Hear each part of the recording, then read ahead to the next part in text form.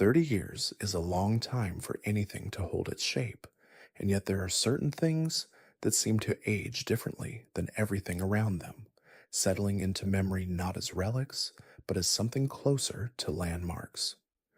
Pokémon Red and Pokémon Blue were released into the world in a quieter era, before streaming, before smartphones, before the particular kind of noise that fills every corner of modern life. They arrived on a small gray cartridge, slotted into a small gray device, and they asked very little of the people who played them, and in return gave something that proved surprisingly difficult to let go of.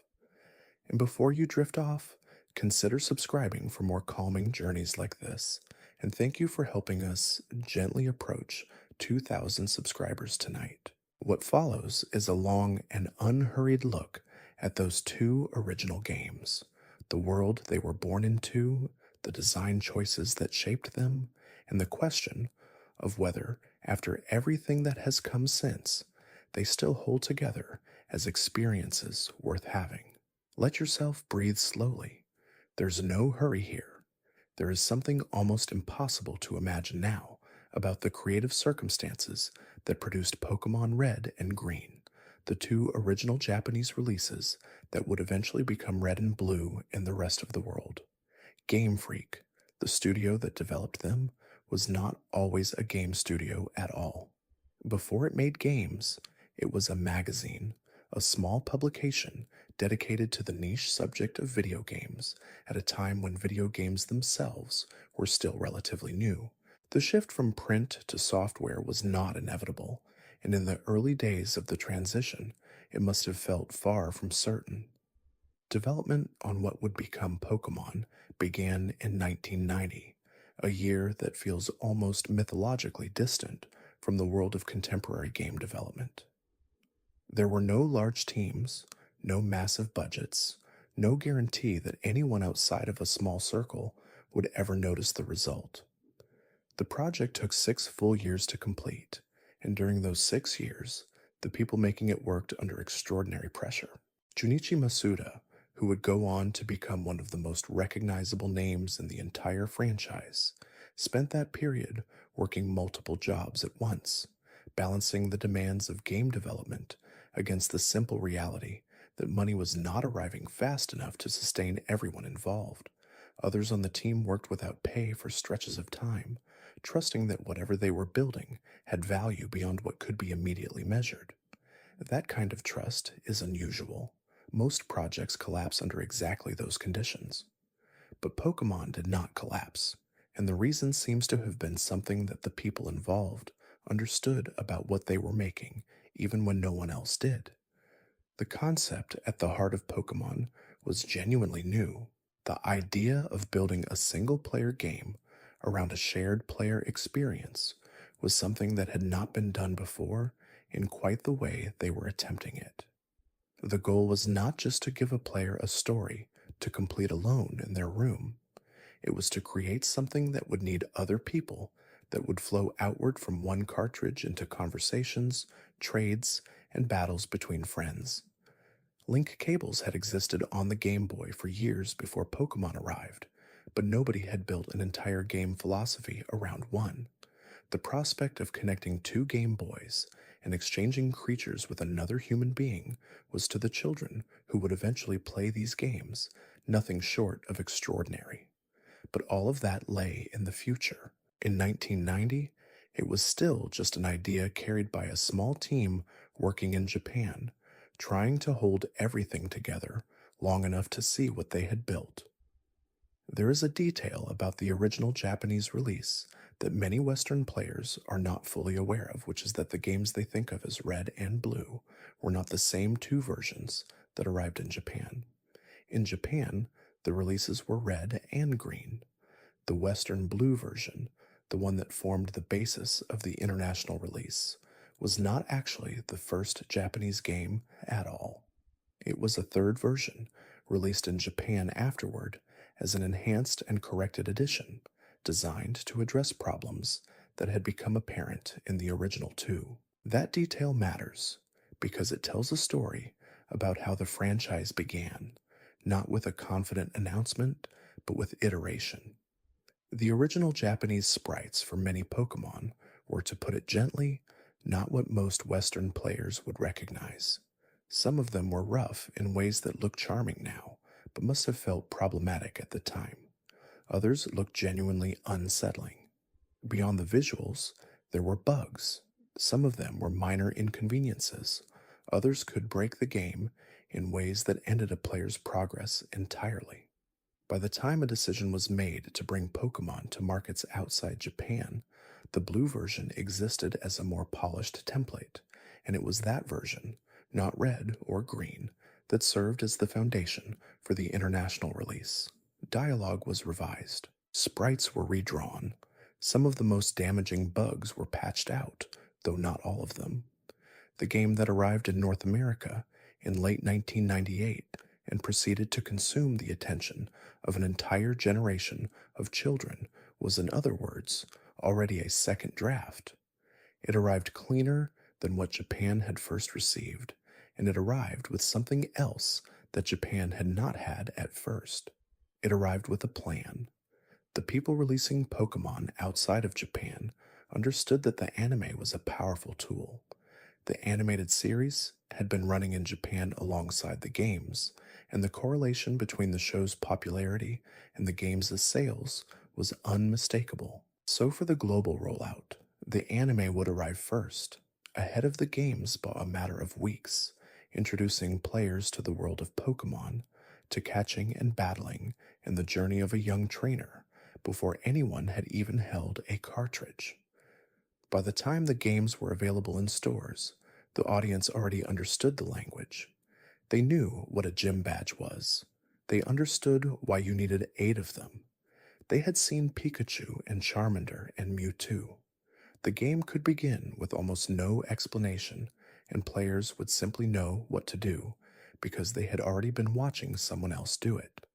That coordination between television and merchandise and the games themselves was deliberate and effective in ways that nobody could have fully predicted. By the time 1999 arrived, Pokemon was not a game anymore. It was a phenomenon, and it was everywhere. There is something to be said for simplicity at the opening of an experience, and Pokémon Red and Blue understood this completely. The title screen was not complicated. It showed the game's logo, and it showed a trainer named Red standing among a collection of different Pokémon, and that was essentially the whole of it. There was no lengthy cutscene. There was no extended tutorial sequence. There was no voice acting or dramatic music swelling into a cinematic moment. There was just the title and the Pokémon and the suggestion that something was waiting. When the game began properly, the player chose a name. This was a customary feature for RPGs of the era, but Pokémon added a small additional wrinkle, asking the player to name the rival as well. Most players did not name their rival something printable in a family document. That was perhaps the only universal experience of the era. Professor Oak delivered a brief introduction, establishing himself as a researcher devoted to the study of Pokémon, and then the player was placed in their bedroom in Pallet Town and left to find their way out. Pallet Town was tiny. 2 houses, a research laboratory, and a few patches of grass. It was not a world. It was barely a neighborhood. But it was the beginning of a world, and the game's first gentle puzzle was contained within those few small screens. Attempting to leave town through the northern route would be immediately stopped by Professor Oak, who appeared in the tall grass to warn the player that wandering without a Pokémon was dangerous. He escorted the player to his laboratory, and there, in a room with his grandson already waiting, the choice was made. 3 Pokéballs sat on a table. Inside each one was a different Pokémon, and the player had to choose. The decision between Charmander, Squirtle, and Bulbasaur was the first moment of genuine weight in Pokémon Red and Blue, and it was more thoughtfully designed than it might initially appear.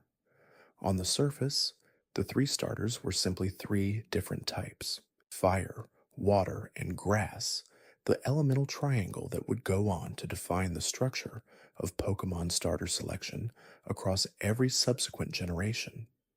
But within the specific context of the Kanto region, that triangle translated into something more meaningful, something that functioned almost like a difficulty setting. Bulbasaur, the grass and poison type, made the early portion of the game considerably easier than either of the alternatives. The first two gym leaders of Kanto used rock types and water types respectively, and a grass type Pokemon handled both of them without much difficulty. The trade was a harder road through the later portions of the game, where fire types and psychic types and ice types would make a Bulbasaur and its evolutions work considerably harder. Squirtle offered a more balanced experience. Its water typing gave it a strong advantage against the first gym and a neutral or positive matchup against many of the challenges that followed.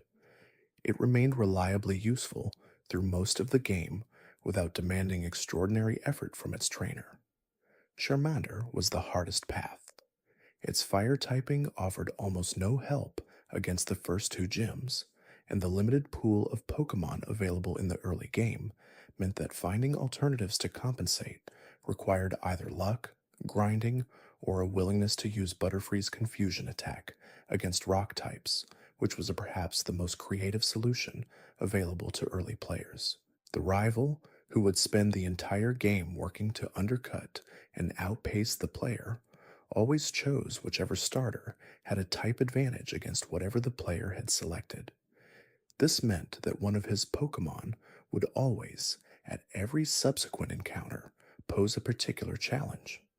It was a design choice that turned the rival into something more than a narrative obstacle. It made him genuinely difficult in a way that required the player to think about type matchups from the very beginning. Most players, especially children playing for the first time, simply chose the Pokemon they found most appealing. Charmander's dragon-like silhouette attracted many. Squirtle's roundness and expressive face drew others. Bulbasaur, perhaps because it was the most unusual of the three, a quadruped with a plant growing from its back, tended to be the least frequently chosen among younger players, though it quietly offered the smoothest experience. That asymmetry between aesthetic preference and mechanical advantage was never explained by the game. Players simply discovered it, either through experience or through the slow accumulation of shared knowledge that happened in schoolyards and between friends.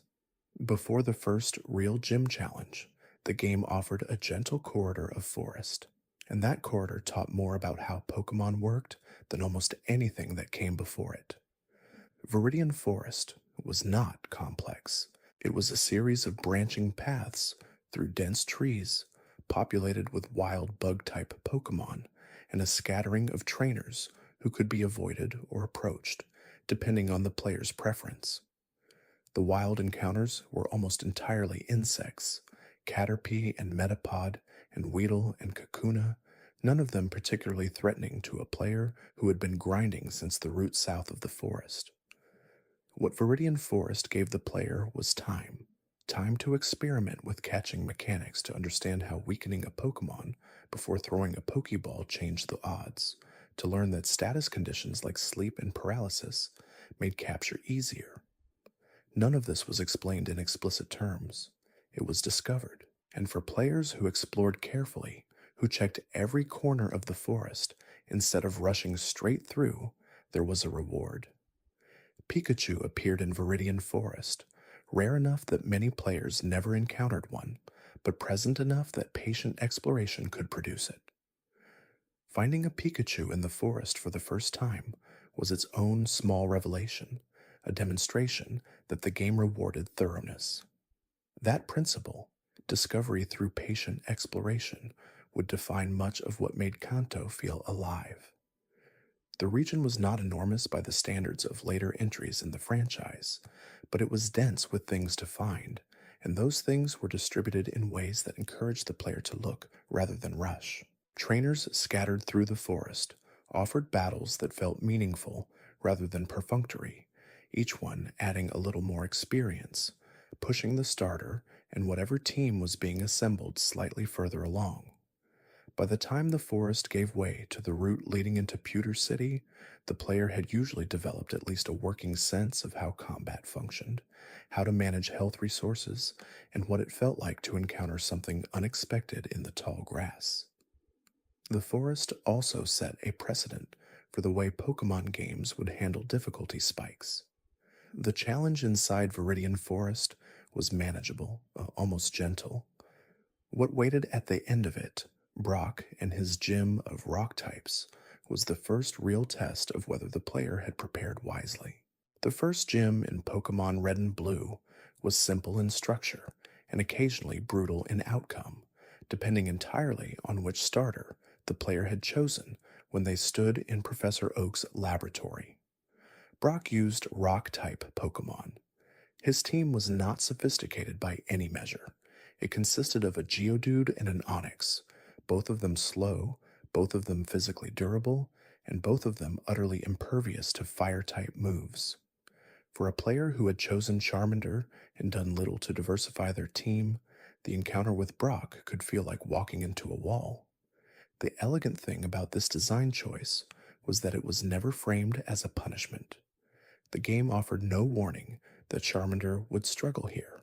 It offered no guidance toward the Pokémon that would make the gym easier. It simply placed the gym at the end of the early route and let the player arrive with whatever they had. For players who had caught a Caterpie and allowed it to evolve into Butterfree, the answer was available. Butterfree's Confusion Attack, a psychic-type move, could wear down Brock's team effectively, even without a type advantage. For players who had simply ground their starter to a high enough level, raw power could compensate for type disadvantage. For players who had thought carefully about their team and caught a Nidoran early, there was a path there too, though the double kick move that would make it useful came at a level most players would not have reached by that point in the game. The Brock Gym was, in retrospect, the game's first quiet argument for exploration and team diversity. It rewarded players who had done more than fight their way through the forest. It rewarded patience and curiosity. And for the players who ran headlong into it, with a Charmander that barely knew any moves at all, it offered a lesson that would prove useful for the next 80 hours of play. Beating Brock produced the Boulder Badge, the first of 8 required to challenge the Elite Four.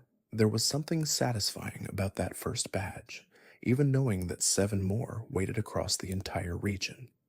It was a small piece of evidence that the journey was real, that progress was accumulating in a form that could be held and pointed to. Beyond Pewter City, the road continued north toward Mount Moon, and Mount Moon was where the game's difficulty made its first significant jump.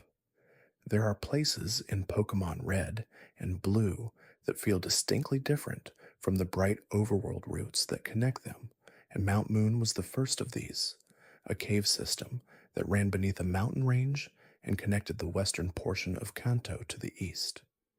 The experience of traversing Mount Moon for the first time left an impression on most players that stayed with them long after the specifics had faded. The darkness of the cave, the narrow corridors, the aggressive wild Pokémon that seemed to appear every few steps, all of it combined to create something that felt qualitatively different from the gentle forest that had preceded it. The Zubat population of Mount Moon was, by any fair assessment, excessive. They appeared constantly, leaping out of the dark air at the player with no concern for spacing or timing. Each one needed to be dealt with before the journey through the cave could continue, and the cumulative effect of fighting dozens of them before even reaching the exit was the kind of fatigue that the game would return to in other forms throughout Kanto. Team Rocket appeared in Mount Moon as well, and this was the first meaningful encounter with the villainous organization that would provide the game's loose narrative backbone. They were not dramatically introduced.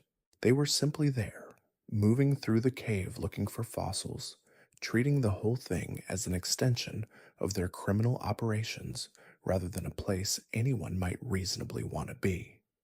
For players who had been watching the anime, Team Rocket carried an immediate association. The show's version of the organization was comedic and bumbling. Its most famous representatives, a pair of recurring villains who appeared in nearly every episode and were defeated every single time. The game's version was more subdued, more quietly threatening, more interested in exploitation than spectacle. Near the end of the cave, the player encountered a choice. 2 fossils were available, and only one could be taken. The Helix fossil represented the ancient ancestor of an Omanite. The Dome fossil held the ancestor of a Kabuto. Neither of them could be revived immediately, and most players carried their chosen fossil through most of the game before finding the laboratory on Cinnabar Island that could do anything with it. For a long time, the fossil was simply a mystery sitting in the bag, a promise of something that had not yet arrived. When the cave finally gave way to the eastern roots, Cerulean City waited, and with it the second gem, and a trainer who would appear repeatedly throughout the game in a way that felt both annoying and deeply satisfying when the final reckoning came. Cerulean City offered something that the game had not provided yet, a sense of the region opening up, of there being more directions available than just the obvious forward path. The second gym was led by Misty, who used water-type Pokémon, and whose Starmie posed a genuine challenge to players whose teams leaned toward fire or poison. Unlike the Brock encounter, which could be made trivial by the right preparation, Starmie had enough special attack power to threaten almost any team that arrived without a grass-type or electric-type answer. But surrounding the gym, Cerulean offered additional content that felt like a reward for exploration. The Nugget Bridge to the north was a gauntlet of 6 trainers in sequence, each slightly stronger than the last, with a particularly interesting final moment when the trainer at the far end revealed an affiliation with Team Rocket and attempted to recruit the player. It was an early demonstration that the game's world had a texture to it, that not every trainer was simply a person standing in a field waiting to battle. Bill, the Pokémon researcher who lived at the end of the northern route, introduced a technology called the PC storage system. Players could store Pokémon they were not currently using, giving them a tool to manage the growing collection without permanently discarding anything. Bill himself had, due to an experiment gone wrong, found himself in the body of a Pokémon, and the player helped restore him to human form before he provided tickets to the SS Anne as thanks. The SS Anne was a cruise ship docked in Vermilion City, and reaching it required traveling through an underground tunnel because the guards at the entrance to Saffron City, positioned between Cerulean and Vermilion, refused to let anyone through without a beverage they had run out of. It was an absurd obstacle, the kind of detail that Genesis 1 was full of, where the logic of the world operated according to its own internal rules rather than anything resembling reality. What Cerulean represented was the beginning of Kanto as a navigable space rather than a directed corridor. The player was still being guided toward specific things, but the shape of the region was starting to emerge, and the feeling that there were places not yet visited, things not yet found, was beginning to accumulate. The SS Anne, docked in Vermilion's harbor, was one of the game's most memorable early locations, even though it was brief and entirely optional in terms of how thoroughly a player explored it. The ship was full of trainers, roughly 20 of them distributed across multiple floors, all of them willing to battle, and all of them representing a dense concentration of experience points at a point in the game where levels were beginning to matter more meaningfully. A rest spot on the ship healed Pokémon without requiring a trip to a Pokémon Center, which made the decision to battle every available trainer not just possible, but logistically efficient. At the end of the ship, the rival appeared for another battle, always a step ahead, always carrying a team that had grown in parallel with the player's own. Beating him on the ship produced a satisfying kind of progress, one more point in an ongoing competition that would not be truly resolved until the very end of the game. and then the ship's captain, seasick and immobile, provided Cut as a reward for assistance. Cut was a hidden machine, an HM, and it represented something that would become one of the more contested design elements of the entire franchise during this era. HMS were moves that could be taught to Pokémon and used outside of battle to interact with the environment. Cut could remove obstacles, Strength could push boulders, Flash could illuminate dark caves, Surf could traverse water, Rock Smash could break certain rocks, Waterfall could climb waterfalls. They were necessary. The problem was that they were also move slots, meaning that a Pokémon carrying Cut was a Pokémon using one of its 4 available moves on an attack so weak that it was genuinely useless in combat. HMs could not be removed from a Pokémon once taught except through a specific in-game NPC, and managing which Pokémon carried which HMs became a secondary layer of team building that many players found frustrating. Cut was required to access the Vermilion Gem, the choice of which Pokémon to burden with it, knowing that the move would occupy precious space, was the first real experience of a tension that would persist throughout the entire game and throughout the era of HM design that characterized these early titles. Surf was perhaps the most powerful HM and also a necessary travel tool. Strength was actually usable in combat at the right level. Flash appeared exactly once, in the rock tunnel between Cerulean and Lavender Town, and the decision of whether to carry it was mostly a decision about how much navigating in the dark a player was willing to tolerate. The third gym in Vermilion City was led by Lieutenant Surge, an electric-type specialist, and it contained a puzzle that became one of the more notorious details of the early game. The gym was ringed by trash cans, 15 of them. Inside 2 of them, in sequence, were switches that would unlock the door to Surge's battle. The puzzle was simple in theory and maddening in practice, because finding the first switch without also finding the second caused the whole thing to reset.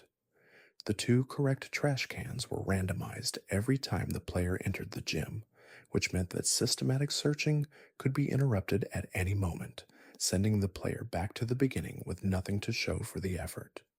A player who saved before beginning the search and reloaded after finding the first switch without the second could maintain the correct first location, but the game provided no explicit hint toward this strategy. It was the kind of thing discovered through frustration and then shared, passing from player to player through the same informal network of playground knowledge that carried most of the game's hidden information. Surge himself used an Raichu, which was Pikachu's final evolution, and hit substantially harder than anything the gym's earlier trainers had offered. Diglett's Cave, located just outside of Vermilion, provided a convenient supply of ground-type Pokémon that were immune to electric attacks and could handle the gym with minimal difficulty.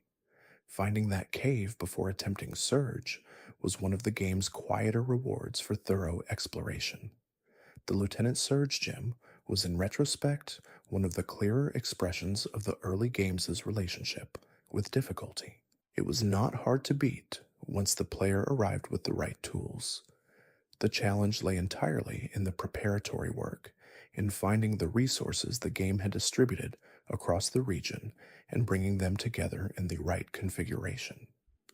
That model, where the gym itself was almost a formality once the surrounding world had been properly engaged with, would define the structure of gym challenges throughout the franchise.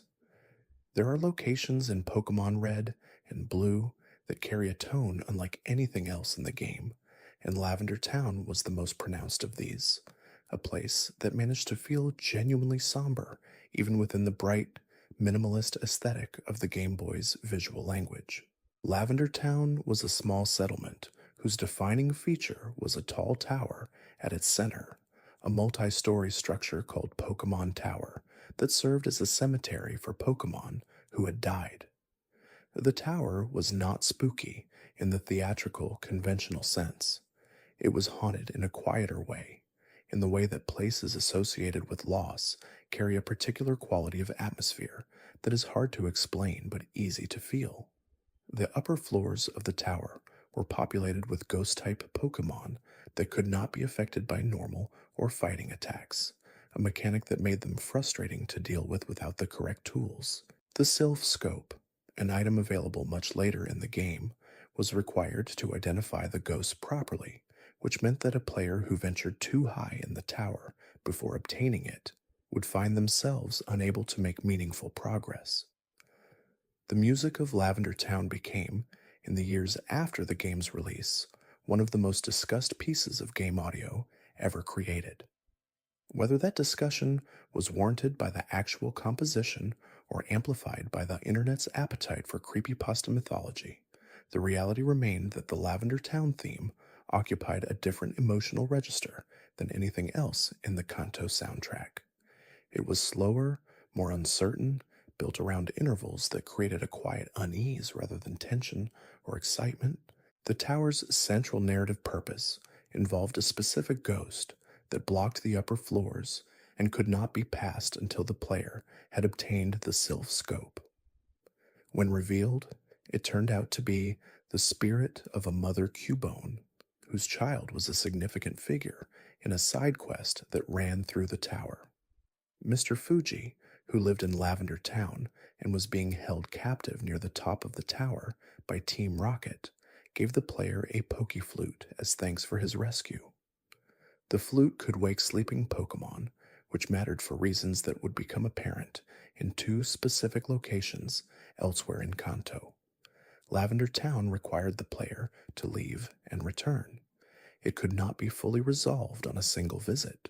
This was a structural choice that reinforced something about the town's character, the sense of things unfinished, of a place that held on to whatever came to it.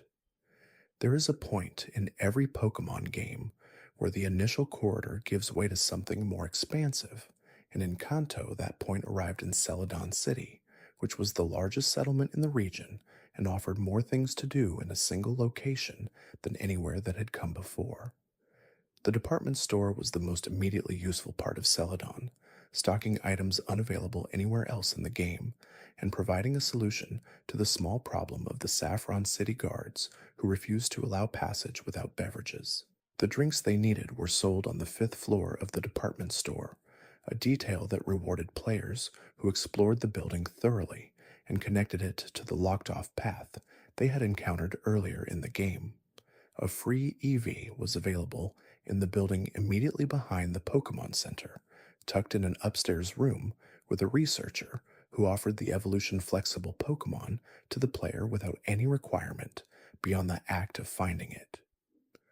Eevee was unusual in the Pokémon system because it could evolve into 3 different forms depending on which evolution stone was applied to it. Firestone produced Flareon, Waterstone produced Vaporeon, Thunderstone produced Jolteon. Finding all 3 stones was a secondary goal that rewarded exploration throughout the rest of Kanto. The game corner was something separate from the rest of Celadon's offerings, a building that was ostensibly a gambling establishment, but functioned more as a front for Team Rocket operations. Below it, accessible through a secret entrance, lay the Rocket Hideout, which was one of the more substantial dungeons in the first half of the game. The Rocket Hideout was built around spinning floor tiles, a mechanic that sent the player careening across the room at high speed whenever a tile was stepped on. Navigating the hideout required figuring out which tiles led in useful directions and which ones would set back progress. It was confusing on a first playthrough and significantly more manageable on subsequent ones once the layout had been internalized. Giovanni, encountered here for the first time in his role as the head of Team Rocket, had a team that was surprisingly manageable given the buildup. His Onyx and Rhyhorn and Kangaskhan could be dealt with by a reasonably prepared team. His defeat produced the Sylph Scope, which opened up the rest of Pokémon Tower in Lavender Town, and allowed the game to complete the narrative thread that had been waiting there since the player first arrived. The 4th gym in Celadon City was led by Erica, a grass-type specialist, and it was widely considered the most approachable gym in Kanto by the time most players arrived to challenge it. The gym's puzzle involved cutting down small trees to navigate toward Erica, which meant that the plant-covered interior served a practical function as well as an aesthetic one. The trainers inside used grass-type Pokémon, mostly, with a few Bellsprout thrown in as representatives of a line that most players found more sad than threatening. By the point in the game when Erica appeared, the average team had developed to a level where fire, ice, or flying type attacks could handle the gym efficiently. Erica's own Pokémon were powerful enough to pose a challenge if the player arrived unprepared, but the concentration of fire-type Pokémon available in the game's earlier areas meant that most players had natural counters already on their team. What made Celadon memorable was less the gym challenge itself and more the density of things surrounding it. The game corner, the department store, the hidden rocket hideout beneath the city, the free Eevee in its quiet upstairs room, all of it combined to make Celadon feel like a genuinely populated place, rather than a backdrop for a single battle. The design philosophy visible in Celadon was one that Gen 1 applied throughout Kanto with varying degrees of success. That a gym challenge was more interesting when it existed within a location that rewarded exploration independent of the gym itself. The gym was the official reason to be there, but the city gave players reasons to stay longer, to look into corners they had not yet examined, to return for things they had not fully understood on a first pass. Saffron City was the largest dungeon in Pokémon Red and Blue, measured purely by the number of floors it contained, and the circumstances that made it accessible involved one of the game's more elaborate narrative detours. Team Rocket had taken over the Sylph Company headquarters in Saffron, which was a massive office building that manufactured Pokeballs and other technology.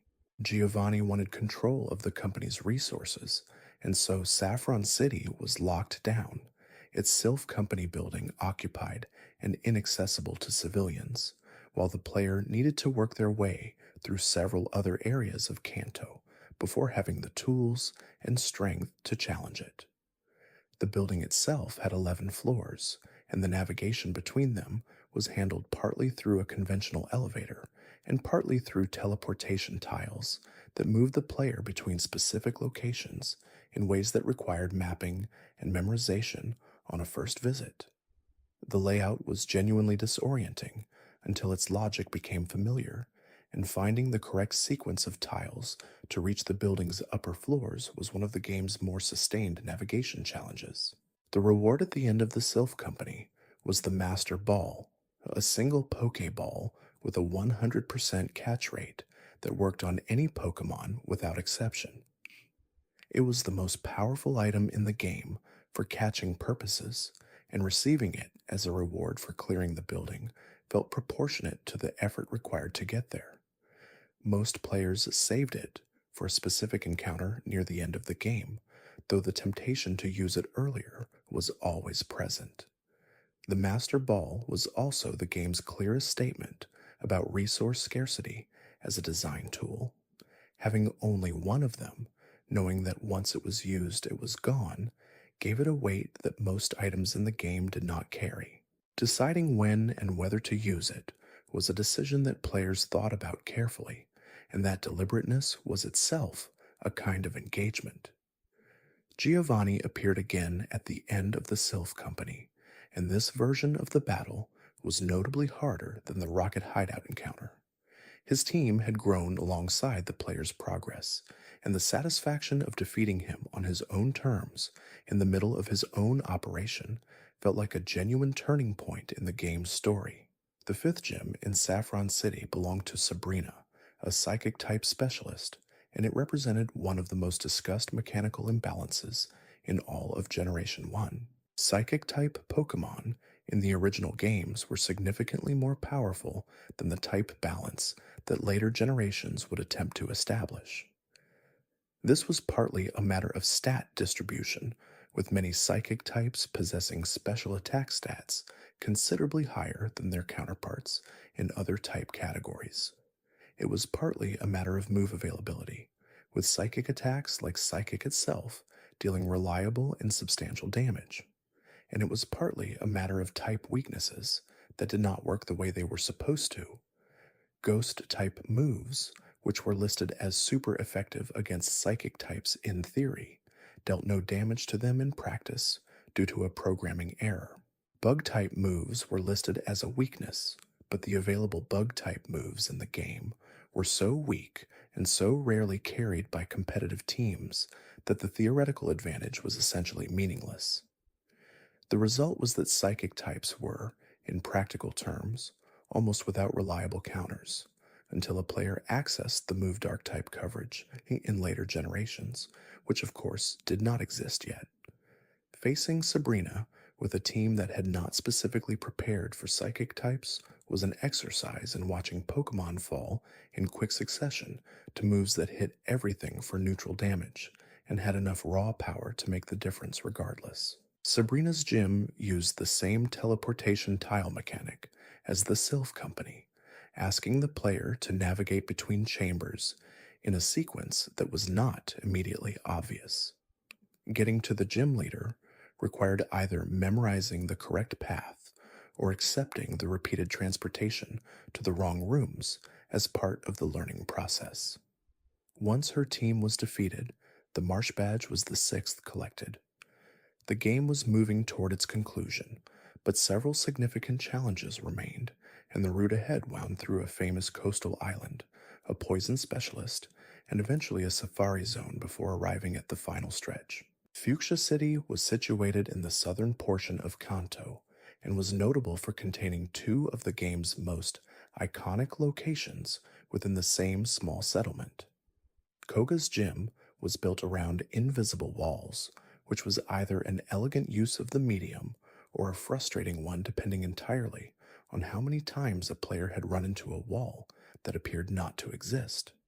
The poison type theme of the gym meant that a substantial portion of the trainer battles inside involved Pokemon that applied poison status conditions, and managing the limited inventory space to carry antidotes added an additional layer of resource consideration. Koga himself was widely regarded as one of the more technically interesting gym leaders in the game, using Pokemon with moves designed to drain health, cause confusion, and extend battles through status conditions rather than simply applying raw damage. His approach felt different from the other gym leaders, more methodical, more willing to use the full range of available mechanics rather than simply hitting as hard as possible. The Safari Zone was the game's most unusual gameplay variation, a cordoned-off area where the normal battle mechanics were suspended and replaced with something entirely different. Inside the Safari Zone, the player moved through a large natural area seeking rare Pokemon without the ability to weaken them through combat. Instead, they could throw bait to keep a Pokemon stationary, throw rocks to make it more catchable but more likely to flee, or throw Pokeballs directly. The limited step count that governed the Safari Zone visit added a pressure that the rest of the game rarely employed.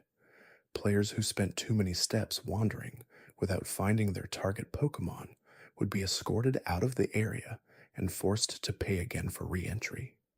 Scyther and Chansey and Tauros and the rare Pokemon available only in specific zones of the Safari were desirable enough that many players made multiple attempts over the course of a playthrough. The warden of the Safari Zone had lost his golden teeth somewhere in the zone, and returning them to him after finding them during a safari excursion produced strength, the HM that allowed heavy boulders to be moved as a puzzle mechanic. Completing the warden's quest also produced surf, the HHM that allowed water navigation and served as the most genuinely useful of all the hidden machines available in the game. Cinnabar Island was reached by surfing south from Pallet Town, the game's beginning, which gave the journey there a circular quality. The player had come all the way around Kanto and arrived at a small volcanic island that managed to contain several significant things within a compact geographic space.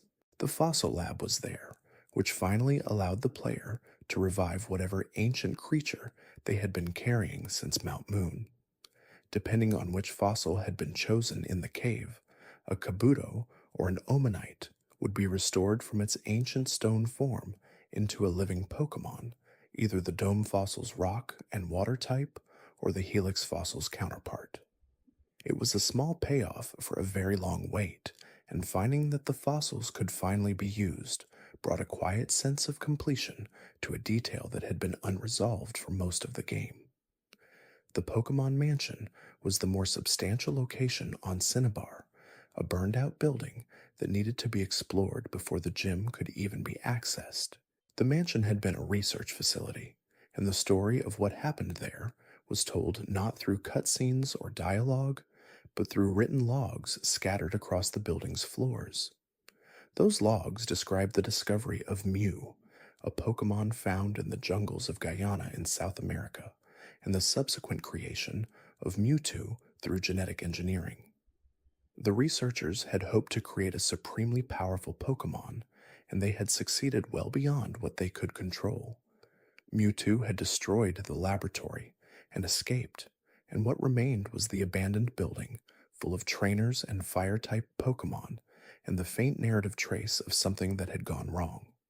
For players at the time, this was the first substantial piece of Pokemon lore encountered in the games themselves. Most players had heard of Mew through rumor and playground mythology, the whispered claims that Mew could be found under a truck near the SS Anne or accessed through some improbable sequence of events involving specific in-game interactions. The journal entries in the Pokemon Mansion confirmed that Mew was real, that it had existed in the game's world, and that the most powerful Pokemon in the game had been created from it. Mewtwo could be found after the Elite Four in the Cerulean Cave, accessible only to a player who had already become champion. The build-up to that encounter, spread across the mansion's journal entries and the cultural mythology that surrounded Mew itself, made the Cerulean Cave confrontation one of the most anticipated moments in the entire game. The 7th gym on Cinnabar Island was led by Blaine, a fire-type specialist, and it was distinguished by a puzzle mechanic unlike anything else in the game. Entry to Blaine's battle area required answering a series of trivia questions about Pokemon. The questions ranged from straightforward to the kind of deliberately ambiguous phrasing that could cause genuine uncertainty even in experienced players. Getting a question wrong did not end the challenge immediately, but instead triggered a trainer battle as a penalty, making it possible to work through every wrong answer by fighting rather than answering. One question in particular occupied a special place in the memory of players who encountered it. The question asked whether Caterpie evolved into Butterfree. The technically precise answer was no, because Caterpie evolved into Metapod, which then evolved into Butterfree. But the intuitive, casual answer was yes, because Caterpie did eventually become Butterfree through the natural evolutionary process. Players who answered quickly based on general understanding would give different answers than players who read the question carefully. Another question asked whether Thunder moves were effective against ground-type Pokemon. The correct answer was no, because ground types were immune to electric attacks, but the phrasing of the question in the original Western translation introduced ambiguity that led many players to second-guess themselves. FireRed and LeafGreen would later correct these translation issues, but in the original game, they stood as small examples of the rough edges that came with localizing a Japanese game during that era. Blaine's Pokemon were all fire types, and a player who had surfed to reach Cinnabar Island necessarily had a water-type Pokemon capable of using Surf. That Pokemon made Blaine's gym manageable almost regardless of what the rest of the team looked like. The 7th badge was perhaps the most straightforwardly obtainable of the 8, provided the player arrived having completed the mansion. There is something deliberately satisfying about the structure of Kanto, which arranged its gyms so that the last one sat in the first populated city the player ever visited, requiring a return journey to a place already known. Viridian City appeared early in the game as a staging point for the journey north, a place with a gym that was inexplicably closed and a professor who needed a package delivered before the adventure could properly begin. The gym sat there through the entire game, locked, waiting for a reason that the narrative gradually revealed. The Viridian Gym's trainers were primarily fighting type and ground type specialists, which was slightly unusual given what the gym leader would turn out to use. The interior was decorated simply, its layout leading toward a final confrontation that most players had probably guessed was coming long before they arrived. Giovanni, the head of Team Rocket, who had been encountered in the rocket hideout beneath Celadon and the Sylph Company headquarters in Saffron, was the final gym leader. He had been the eighth all along, and his presence in the gym explained why it had been closed when the player first arrived in the game. His team was ground-type focused, which stood somewhat in contrast to the trainers inside who had used a variety of types. A player with a strong water-type Pokémon found the battle manageable, but Giovanni's team at this point in the game was meaningfully stronger than what he had presented in earlier encounters. The stakes felt different here too, because after defeating him, he officially disbanded Team Rocket, announced his intention to disappear, and departed the city. It was a quiet ending for the game's primary antagonist, not a dramatic battle in a final fortress, but a conversation in a gymnasium that had been waiting for this moment since the beginning. The Earth Badge was the eighth, and with it, the road to the Pokémon League was open. Victory Road was the final dungeon before the Pokémon League, and it was designed to feel like a genuine gauntlet, a place that tested everything the player had learned across the entire journey through Kanto. The cave was 3 floors deep, constructed around a series of strength puzzles that required pushing boulders onto specific switches to open blocked passages. The puzzles themselves were not particularly complex in terms of logic, but executing them required the player to think about sequence and positioning in a way that the earlier strength puzzles had not demanded. Moving a boulder to one switch might block access to a second, and the correct solution required visualizing the final configuration before beginning.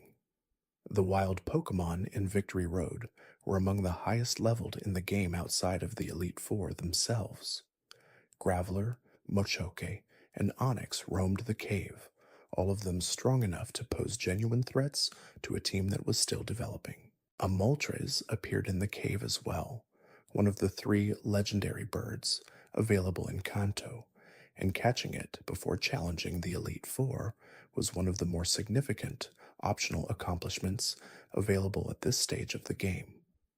The rival appeared at the end of Victory Road, blocking the final approach to the Pokémon League with one more battle. This encounter was not the last, but it was the penultimate, and the team he brought was one that had kept pace with everything the player had done throughout the game.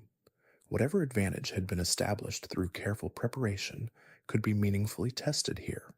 Coming through the other end of Victory Road, past the cave's exit, and into the mountain pass beyond, the Pokémon League building waited. A Pokémon Center sat nearby, offering a final opportunity to rest and prepare before the 5 consecutive battles that would determine whether the player was ready to become champion. The Elite Four were the most demanding consecutive challenge in Pokémon Red and Blue, 5 trainer battles that needed to be completed without any rest between them, each one representing a different type specialty and a different strategic demand. Lorelei was first, using ice and water types. Her Slowbro alone represented the continued presence of psychic types as late as the last major challenge, a reminder that the design imbalances of Generation 1 were present even at the very end.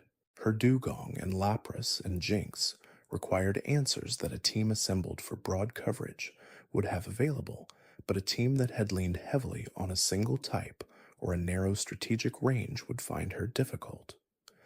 Bruno was second, leading with fighting types that included 2 Onyx, a pairing that seemed inconsistent given his stated specialization. The fighting types themselves could be handled by psychic-type moves, which most players had acquired by this point, and the Onyx were susceptible to water and grass. Bruno was generally considered the most approachable member of the Elite Four.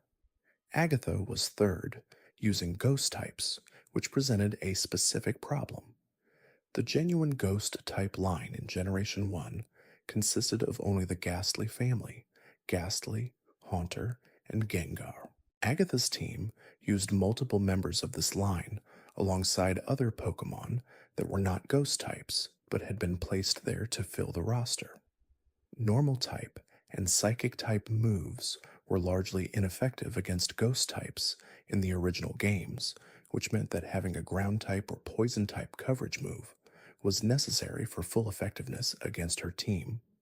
Lance was fourth, using dragon types, and he was widely regarded as the most visually impressive member of the Elite Four, the most thematically satisfying, because dragons were the rarest and most powerful type in the game. Dragonite, his strongest Pokemon, hit exceptionally hard and had few reliable weaknesses in Generation 1, where Ice-type moves were available but not common in every team. And then, instead of a final boss, the game presented the rival. The final battle in Pokémon Red and Blue was not against a legendary Pokémon. It was not against the leader of Team Rocket, who had already been defeated in his gymnasium. It was against the rival, who had arrived at the Pokémon League just ahead of the player and become champion before being challenged. This was a design choice that felt inevitable in retrospect, but genuinely surprising on a first playthrough. The rival had been a constant presence throughout the entire game, always slightly ahead, always better prepared, always with that one Pokemon that countered whatever the player had chosen at the start. The idea that he had simply shown up to the league first and beaten it first was perfectly consistent with everything that had come before. His team at this stage was the strongest version of a roster that had been growing across the entire game, anchored by the fully evolved form of whichever starter had been selected to counter the player's own. Pidgeot and Alakazam and Rhydon and Gyarados filled out his team depending on which version was being played and which starter had been chosen, and the combination created genuine difficulty for a team that had not been specifically prepared for it. Winning the final battle produced the credits, the Hall of Fame, and a sense of completion that the game had been building toward since the player first stepped out of their bedroom in Pallet Town. It was not an emotionally elaborate ending. There were no lengthy cutscenes, no dramatic dialogue, no extended reflection on the journey. There was the rival's defeated team and the Hall of Fame screen, and the knowledge that it was done. The game then continued in a post-credits state, allowing the player to go back to Kanto and catch whatever they had missed, including Mewtwo in the Cerulean Cave. For many players, this post-game exploration was as engaging as the primary journey, because the joy of the game had never really been about reaching the end. The original roster of 151 Pokémon has been discussed and debated across 30 years of the franchise's existence, and the quality and coherence of those designs has been offered as a partial explanation for why the first generation retained so much affection. The designs were simple, not in the sense of being poorly considered, but in the sense of being drawn from the most recognizable forms of their inspiration. Zubat was a bat, Geodude was a rock with arms, Seal was a seal, Muck was a pile of sludge. The direct correspondence between the real-world object or creature and the Pokémon itself meant that even a child encountering any given Pokémon for the first time had an immediate intuitive sense of what type it was and what it might be capable of. This legibility was both a strength and, in some readings, a limitation. Later generations would introduce more abstract and layered designs, Pokémon whose inspirations required explanation or whose type assignments were counterintuitive. Some players found this creative expansion exciting. Others found that the first generation's directness produced a different kind of connection. The Ken Sugimori artwork that defined the original Pokemon's visual identity had a quality that was difficult to articulate precisely but easy to recognize. It was not the most technically accomplished illustration style that had existed by 1996, but it was distinctive in a way that the Game Boy sprites, for all their hardware limitations, managed to reflect. Even in their rough pixel form, the original Pokemon had a visual language that felt consistent and intentional. The sprites that were rough, and there were some that were quite rough, tended to be rough in memorable ways. Golbat's design in the original Japanese games had qualities that made it genuinely unsettling rather than intimidating. Drowsy carried an energy that was difficult to characterize precisely, but that many players found disquieting. These were not clean, polished representations of their subjects, but they were expressive in ways that had their own kind of character. The 151 were not uniformly excellent by any aesthetic standard, but they were coherent. They felt like they came from the same world, inhabited by the same design sensibility, shaped by the same set of interests and instincts. That coherence, across a roster large enough to populate an entire region, was itself a significant achievement. Kanto's place names followed a single consistent principle. They were colors. Not all of them in obvious or immediate ways, but consistently enough that the pattern defined the region's identity in a way that no other element of its design quite matched. Pallet Town was a palette, the kind used by a painter mixing colors, the place where colors began and from which other colors were made. Viridian City took its name from Viridian, a specific shade of blue-green. Pewter City was pewter, a muted metallic gray. Cerulean City was cerulean, a particular shade of sky blue that anyone with an interest in color had encountered before. Vermilion City was vermilion, a bright red-orange historically derived from mineral pigments. Lavender Town was lavender, the soft purple-gray of the flower. Celadon City was celadon, a shade of pale green associated with certain ceramics.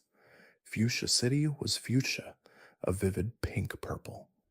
Saffron City was saffron, the deep gold of the spice. Cinnabar Island was cinnabar, the red mineral from which mercury was historically extracted. This naming logic operated at a level that many players would not consciously register on a first playthrough, but that created a subliminal consistency throughout the game. Every time the player moved to a new location, they were moving to a new color. The region was, in a sense, a kind of color wheel, arranged geographically and explored progressively. Starting in Pallet Town, the blank palette, and ending by earning the right to challenge the Elite Four through the progression of all those colors, gave the journey a structural elegance that was easy to overlook but impossible to mistake once it had been seen. The rival's name, Blue, and the player character's name, Red, extended the same logic into the game's most personal relationships. The two trainers were literally named for two of the three versions of the original Japanese games, and their competition across the entirety of Kanto was framed in terms of a difference that was right there in the title.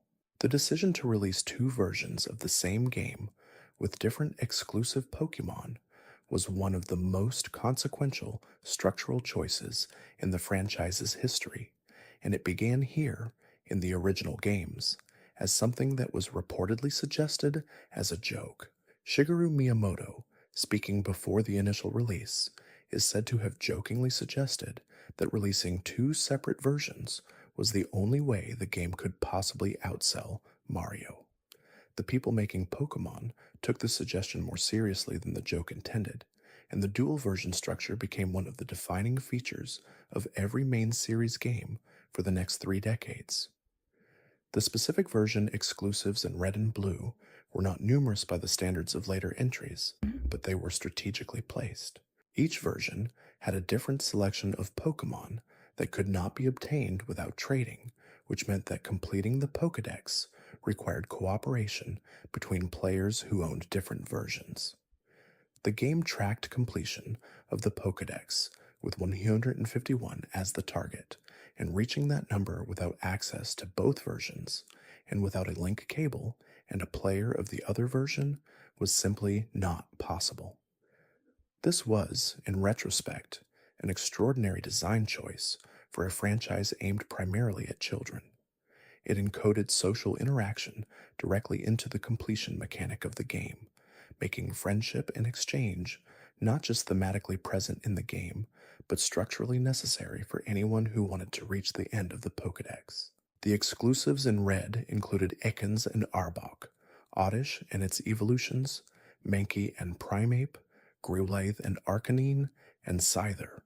Blue carried Sandshrew and Sandslash, Bellsprout in its evolutions, Meowth and Persian, Vulpix and Ninetales, and Pinsir. Neither set was dramatically more useful than the other in battle, which meant that the primary driver of trading was completion rather than power, an invitation to cooperate rather than a pressure to obtain specific advantages. The schoolyard economy that developed around these trades was one of the most vivid social phenomena of the late 90s. Children negotiating with each other over what was an acceptable exchange, brokering deals for version exclusives with a seriousness that the stakes probably did not quite merit, but that felt entirely real in the moment. Generation 1 is unusual in the history of the franchise for the volume and variety of its software errors, several of which became famous enough to achieve a kind of mythology independent of the game itself. Missing No was the most well-known, a glitch entity that appeared when the player performed a specific sequence of actions involving Cinnabar Island's eastern shoreline. It manifested as a visual distortion in the shape of a damaged sprite, took up a slot in the Pokémon roster as a creature without a proper definition, and had the side effect of multiplying whatever item was in the 6th inventory slot when the encounter occurred. Players who encountered Missing No with a rare item in the 6th slot could leave the encounter with far more of that item than they had arrived with. Missing No was not dangerous in the way that some internet mythology claimed. Encountering it would not corrupt a save file under normal circumstances, though saving while a Missing No was in the active party could cause sprite corruption for the Hall of Fame records. It was a genuine software error, one that the game had simply never been designed to prevent, and it became a source of fascination precisely because it revealed that the game's world had edges, places where the simulation broke down and showed the construction beneath. Mew, by contrast, was accessible through a glitch that was entirely different in character, a carefully exploited sequence of game state manipulation that allowed the player to encounter the legendary Pokémon in an area where it was not normally present. The Mew glitch required following a precise sequence of steps involving specific trainers and specific areas, and it worked because of interactions between game state variables that the developers had not anticipated. For many players who discovered or heard about the Mew glitch in the late 90s, it was the first encounter with the concept of exploiting unintended game behavior, a gateway to a broader understanding of how games could be approached as systems rather than just narratives.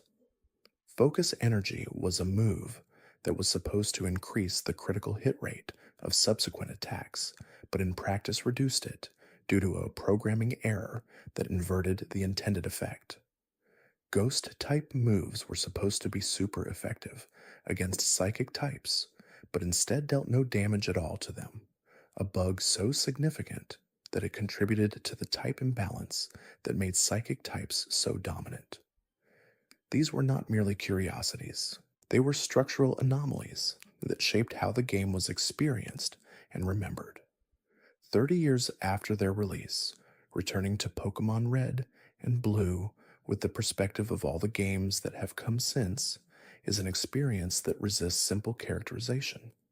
The things that feel dated are genuinely dated.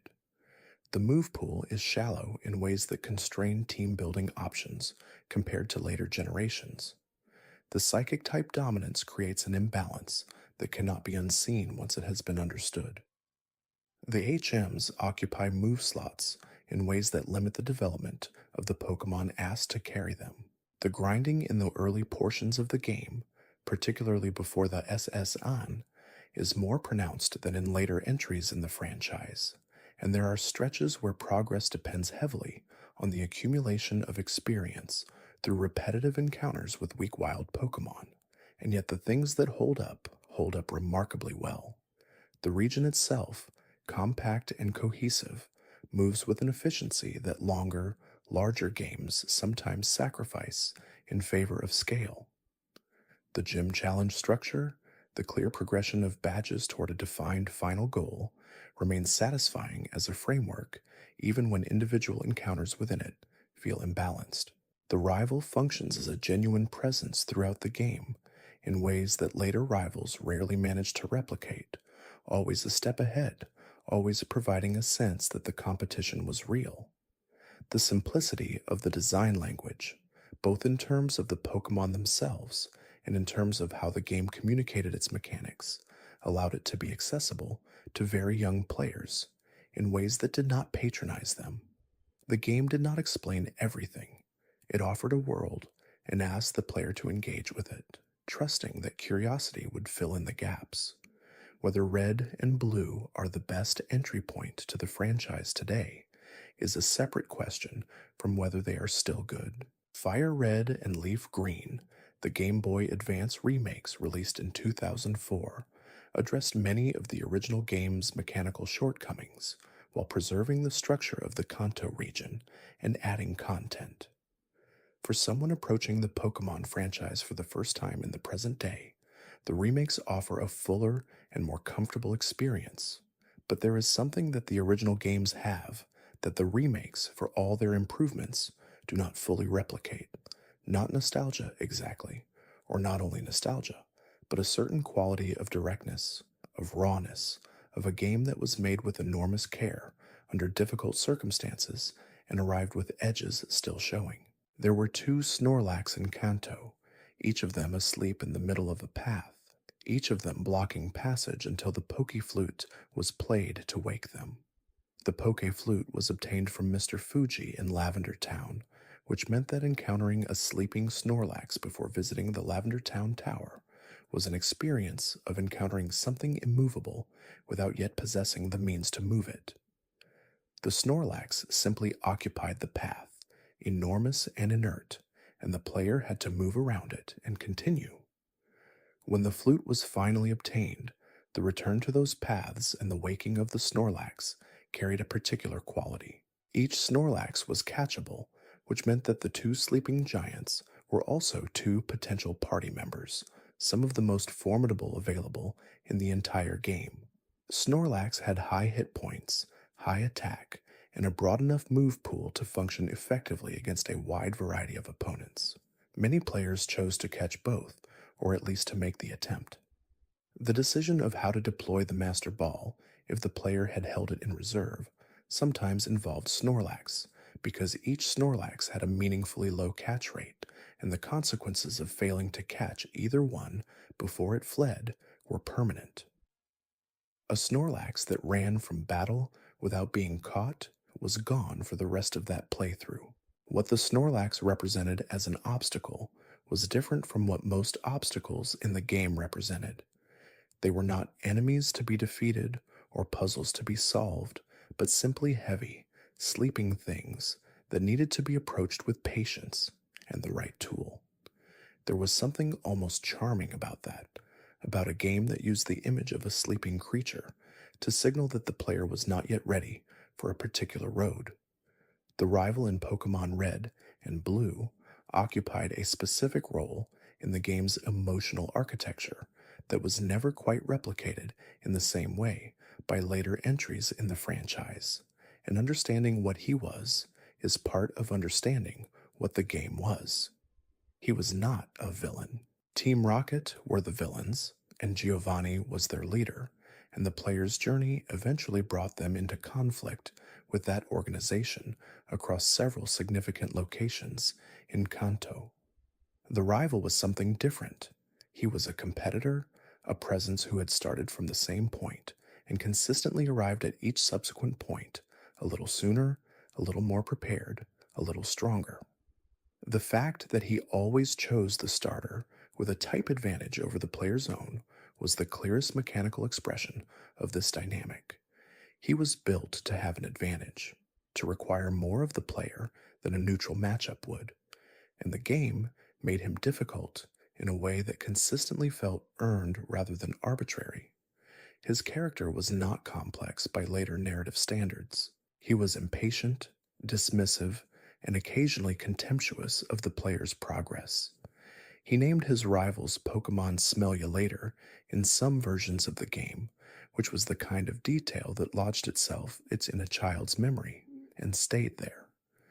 But underneath the surface texture of his personality was a genuine competitor who took the players seriously enough to prepare for them specifically. When he was finally defeated in the Elite Four building as champion, the satisfaction came partly from the win itself and partly from the accumulated context of all the previous encounters. This was not the first time beating him had felt good. It was simply the time that mattered most. Later games in the franchise would introduce rivals who were friendlier, more supportive, less antagonistic. There was design reasoning behind that shift. But something was also lost in the transition, the particular edge that came from a rival who was never, from the beginning to the end, on the player's side. There is a cave in Kanto that sits between the eastern route above Cerulean City and the path descending toward Lavender Town, and it is called the Rock Tunnel, and many players remember it with a particular kind of frustrated affection. The Rock Tunnel was the game's first genuinely dark location, a cave system that could be traversed without any light source if the player was willing to navigate by guesswork. Flash, the HM that could illuminate the darkness, was available from a researcher at the far end of Diglett's Cave, which required a detour from the main route. Having Flash meant the cave was navigable with a visible map. Not having it meant proceeding through black screens, finding walls by collision, and slowly working out a mental map through trial and error. Most players found the experience of navigating the rock tunnel without Flash to be genuinely disorienting. The cave had multiple floors, each connected by ladder passages, and finding the correct ladders without being able to see the layout meant bumping into things and hoping. Wild Pokémon appeared constantly in the dark, which made the already challenging navigation more exhausting by forcing battles that interrupted whatever momentum had been accumulated. Onix and Geodude lived in the rock tunnel, strong and common enough to pose real threats to a team that had not grown much since Cerulean City. The trainers inside were some of the most aggressive in the game's middle section, positioned along paths in ways that made avoidance difficult, even with the map visible. Coming out of the rock tunnel was for many players the first experience of genuine relief that the game provided. The route descending toward Lavender Town afterward felt gentle and open by comparison. What the rock tunnel taught was something about preparation. Flash was available. Acquiring it required effort and attention to what the world offered. Players who found the cave overwhelming learned that the game rewarded thoroughness, that taking a detour through Diglett's Cave to collect the HM before heading into the rock tunnel was not optional in any official sense, but was as close to necessary as the game got. It was a quiet lesson in how to engage with Kanto, and the rock tunnel was where many players learned it most viscerally.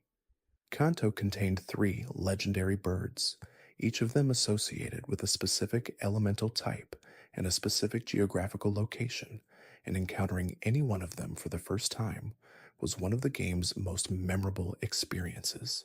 Articuno lived in the Seafoam Islands, a cave system accessible through the southern water routes, filled with puzzles involving boulders and currents that needed to be carefully managed.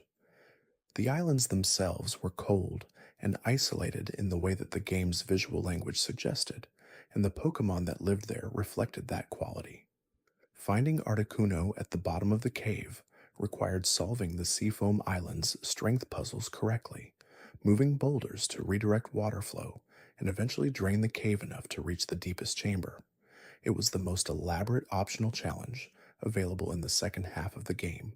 Zapdos was found in the power plant, a location accessible by surfing up a river north of Cerulean City, a building full of electric-type Pokémon and the quiet implication of abandoned technology. The power plant was simpler to navigate than the Seafoam Islands, but contained its own density of trainer encounters and wild Pokémon that made the approach to Zapdos feel earned. Encountering Zapdos was striking because of its visual design, a jagged lightning bolt silhouette that communicated its type immediately and dramatically.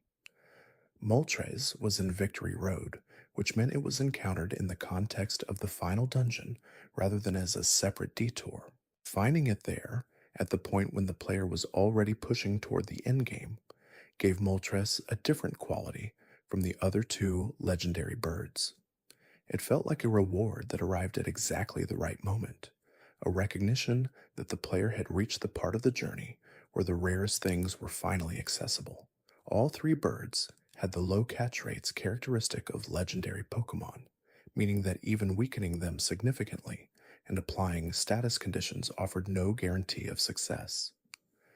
Many players expended large supplies of Ultra Balls attempting to catch them before succeeding, or failed to catch them on the first encounter and had to reset from a saved state. The scarcity of the encounter, the one chance to catch a legendary in each location, made the moment of successful capture feel genuinely significant. These encounters represented the game's clearest statement about what made exploration worthwhile. The legendary birds were not required to complete the game. They existed purely as rewards for curiosity and thoroughness, rare and powerful things that the world contained and that patient engagement could bring to the surface. The Seafoam Islands were one of the clearest examples in Pokémon Red and Blue of optional content that rewarded investment without requiring it, a place that the game directed players toward but never made mandatory. The islands sat in the Southern Sea, accessible by surfing west from Cinnabar Island or east from Fuchsia City. They were a pair of connected cave systems, cold and deep, filled with water that rushed through the lower chambers and needed to be redirected through careful use of the strength HM. The puzzle at the heart of the Seafoam Islands required the player to push specific boulders into specific holes to block the water currents, creating a path to the lowest chamber where Articuno waited. Getting the puzzle wrong, or pushing a boulder in the wrong direction before understanding the full layout, could make the correct solution temporarily inaccessible, requiring a reset. The Seafoam Islands were one of the few locations in the game where making a wrong decision could create a state that needed to be reversed rather than simply corrected going forward. This made them feel more demanding than most of Kanto's optional content, more rewarding to complete correctly. The wild Pokémon in the islands were a selection of ice and water types, many of them not available anywhere else in the game. Seal and Dugong appeared there in numbers. Slowpoke and Slowbro were present. The deeper chambers held Pokémon that were not found in the rest of Kanto, which made thorough exploration of the islands worthwhile, even for players who had already caught Articuno. The Seafoam Islands also demonstrated something about how Pokémon Red and Blue thought about player freedom. The route through the islands provided an alternative path between Fuchsia and Cinnabar that bypassed the standard surfing route. A player who took the time to navigate the caves was rewarded not just with Articuno, but with passage itself, with a different way through the region. The game offered multiple paths between its locations, and the optional caves often served as both challenges and alternative routes simultaneously. Beyond the Elite Four, beyond the Champions title, beyond the Hall of Fame, Kanto had one more location that could only be reached by someone who had already completed the main journey. The Cerulean Cave sat just outside Cerulean City, accessible by surfing to an entrance that had been blocked for the entire game by a guard who refused passage to trainers who had not yet proven themselves. After becoming champion, the guard stepped aside and the cave became navigable. The Cerulean Cave was genuinely difficult to navigate, its layout irregular, and its wild Pokémon among the strongest in the game. Ditto appeared there, capable of transforming into any Pokémon it encountered, which made every encounter a potential surprise. The cave's structure looped back on itself in ways that required careful attention to avoid getting turned around.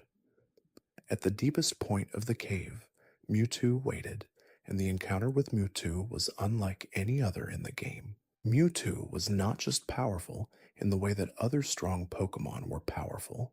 It was designed to be the strongest Pokémon in the game without qualification, its stats set at a level that made it clearly unlike anything else in the roster. Its psychic typing, combined with its exceptional special attack, meant that it could handle almost any opposing Pokémon with a single hit. Its hit points were high enough that weakening it for capture required sustained effort and good fortune. The one chance to catch it in each playthrough, combined with the knowledge that the Master Ball was the surest means of success, created a decision point that many players had been thinking about since receiving the Master Ball in the Sylph Company. Some players had already used it on a Snorlax or a legendary bird. Others had held on to it specifically for this moment. Encountering Mewtwo at the end of the Cerulean Cave, after everything that had come before, was the game's final statement about what it meant to have truly explored Kanto. Most of the world had been available from early in the journey. This one chamber had required the entire journey as its price of admission. 3 decades have passed since Pokémon Red and Green first appeared in Japan, and the world those games appeared into is almost unrecognizable compared to the one that exists now.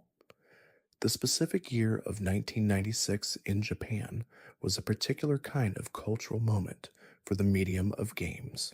The Super Nintendo was still present in many homes, but attention had shifted toward the Nintendo 64, which would launch in Japan that same year. The PlayStation had arrived the previous year and was beginning to establish itself as a platform for larger, more cinematic games. The Game Boy, which was Pokémon's home, was a handheld device that had launched in 1989 and was approaching a decade of age by the time Red and Green appeared on it. Releasing a major new game on aging hardware was a risk that the numbers initially seemed to validate as unwise. The early sales of Red and Green were not impressive. The console had been around long enough that many households had already stopped thinking of it as the natural home for new games, and a role-playing game on a small black and white screen did not, at first glance, seem like an obvious candidate for cultural dominance. What overcame that initial inertia was a combination of the game's design and the infrastructure of childhood social life. Schools were the distribution network. Children talked about what they were playing, showed each other their teams, traded Pokémon through link cables in classrooms and on school buses and at lunch tables. The game spread through those social networks at a pace that advertising could not have manufactured, because the social dimension of the game was itself the product. Playing Pokémon alone was fun. Playing it alongside classmates who were also playing it was something else entirely. The Game Boy itself is a museum piece now. The company that made it has passed through multiple generations of hardware that would have been impossible to predict from the vantage point of 1996. The franchise that the games launched has grown into one of the highest-grossing entertainment properties in history, encompassing games across dozens of platforms, an animated series with more than 1,000 episodes, trading cards still actively collected and traded, films, merchandise, theme parks, and augmented reality games played by millions of people on the phones they carry everywhere. The company that made it has passed through multiple generations of hardware that would have been impossible to predict from the vantage point of 1996.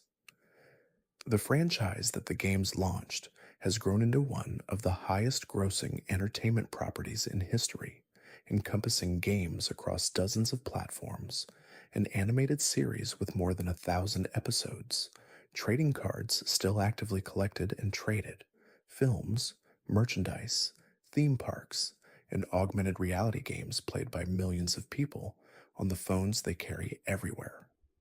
The children who stayed up late playing Red and Blue by the glow of a Game Boy screen are in their 30s and 40s now. Many of them have children of their own who have played different games in the same franchise, games with three-dimensional graphics and voice acting and open worlds and hundreds of Pokémon whose names alone would take considerable time to learn. The distance between the original games and the current generation of the franchise is almost too large to fully comprehend, and yet the original games persist. They are available through official compilations and re-releases, and people continue to play them, continue to write about them, continue to debate whether they hold up. The question of whether they are good 30 years later is one that players keep returning to because the answer is not entirely stable and because the question itself changes depending on where the person asking it is standing. For someone who played them as a child and is returning now, the experience is layered with memory in ways that make objective evaluation nearly impossible.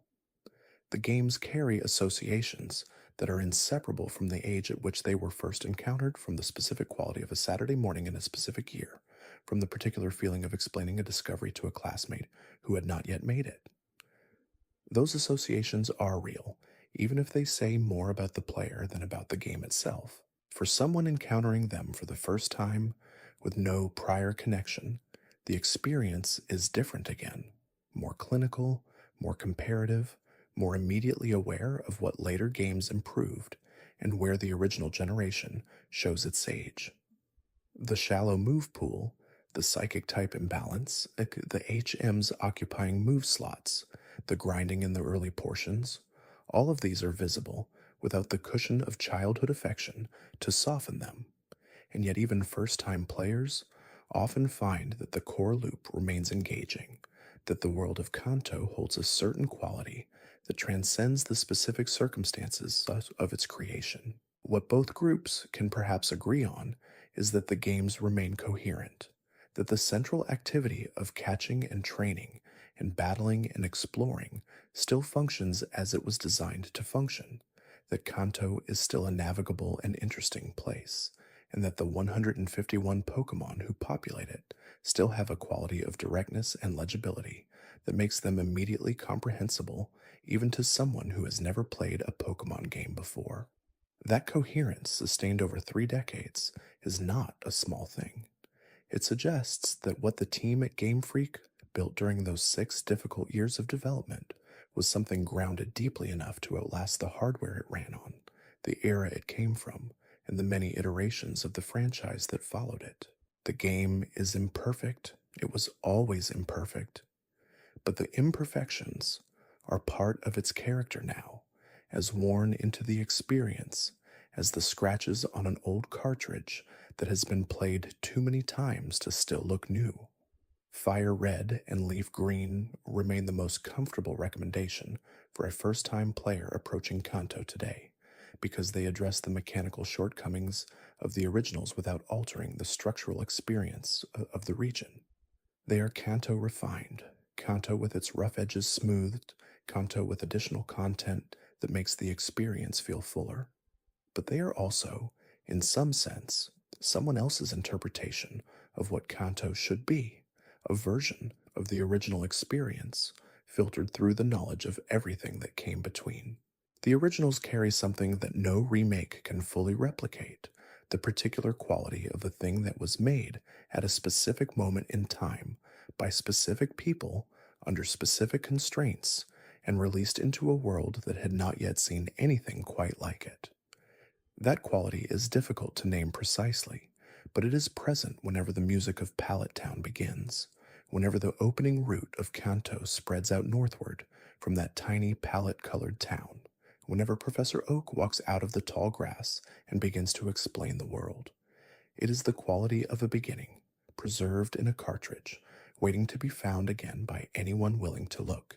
There are games that age poorly and games that age well, and then there are games that age into something slightly different from what they were, carrying the marks of their time without being trapped by them, remaining playable and meaningful even as the context around them shifts completely.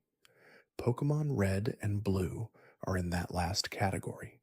They are not the best games in the franchise. They are not the most mechanically sophisticated, the most visually impressive, or the most narratively ambitious. They contain bugs that were never fully fixed, type imbalances that later designers would spend years correcting, hidden machine moves that occupy space where better options should sit, and a Saffron City gym whose teleportation tiles will send you to the wrong room more times than seems strictly necessary. But they are the first, and they are the foundation, and when you play them now, 3 decades on, you can still feel the particular quality of a thing that was made carefully and with genuine belief, under conditions that did not guarantee success, by people who were building something without knowing exactly what it would become. The music of Lavender Town still carries its quiet unease. The first glimpse of the Pokémon Tower still has a quality that later, larger productions rarely matched. The moment when Professor Oak steps out of the tall grass, warning against traveling without a Pokémon, still lands with the same gentle authority it always had. The game does not overstay its welcome. It asks you to pay attention, to explore, to connect what you learn in one area with what you encounter in another. It rewards curiosity without requiring a guide. It builds a world small enough to hold entirely in memory, but dense enough that returning to it reveals things you missed the first time, and the second time, and sometimes even the third. 30 years is not nothing. 30 years means that the children who discovered Kanto are now old enough to show it to children of their own, and that something in the design survives the distance of a generation. That survival is its own kind of answer to the question the title asks. Good 30 years later? Still yes. Imperfect? Still yes. Marked by its time, undeniably. But holding together across the distance in ways that matter. There is something worth understanding about the hardware that Pokémon Red and Blue ran on, because the constraints of the Game Boy were not simply limitations that the designers worked around. They were a shaping force that determined what the games could be in ways both obvious and subtle. The original Game Boy, released in 1989, had a processor running at roughly 4 megahertz, approximately 1 kilobyte of working memory for active computation, and a screen that displayed 4 shades of green-gray on a reflective display that required external light to be visible at all. There was no backlight. There was no color. The screen resolution was 160 pixels wide by 144 pixels tall, which was small enough that each individual Pokémon sprite occupied only a fraction of the available display area. Every Pokémon sprite in the game was drawn within a 40 by 40 pixel grid. Some of the most iconic creatures in the franchise, Pikachu, Mewtwo, Gengar, were each rendered within that 40 pixel square. The artists working on the game had to convey character and type, personality, and visual appeal within a space that was barely large enough to read as a distinct image at arm's length. The sprites were not detailed in any conventional sense. They were concentrated.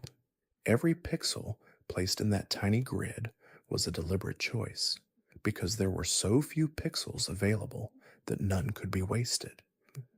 This constraint produced a visual language that was, by necessity, highly expressive at the level of silhouette and shape rather than detail and texture. A Pokemon needed to read as what it was from across a room, visible from a distance through the small Game Boy screen. The designs that worked best under those constraints were the ones built around strong outlines, clear proportions, and immediately recognizable core shapes. A bat, a boulder with arms, a flower on a frog's back.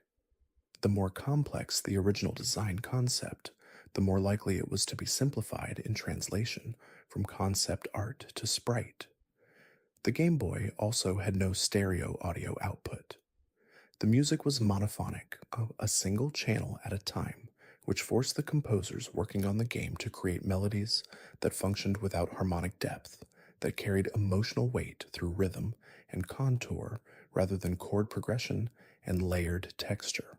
The Pokémon Red and Blue soundtrack, composed primarily by Junichi Masuda, is a remarkable achievement in those terms, building a consistent tonal world out of the most minimal possible materials.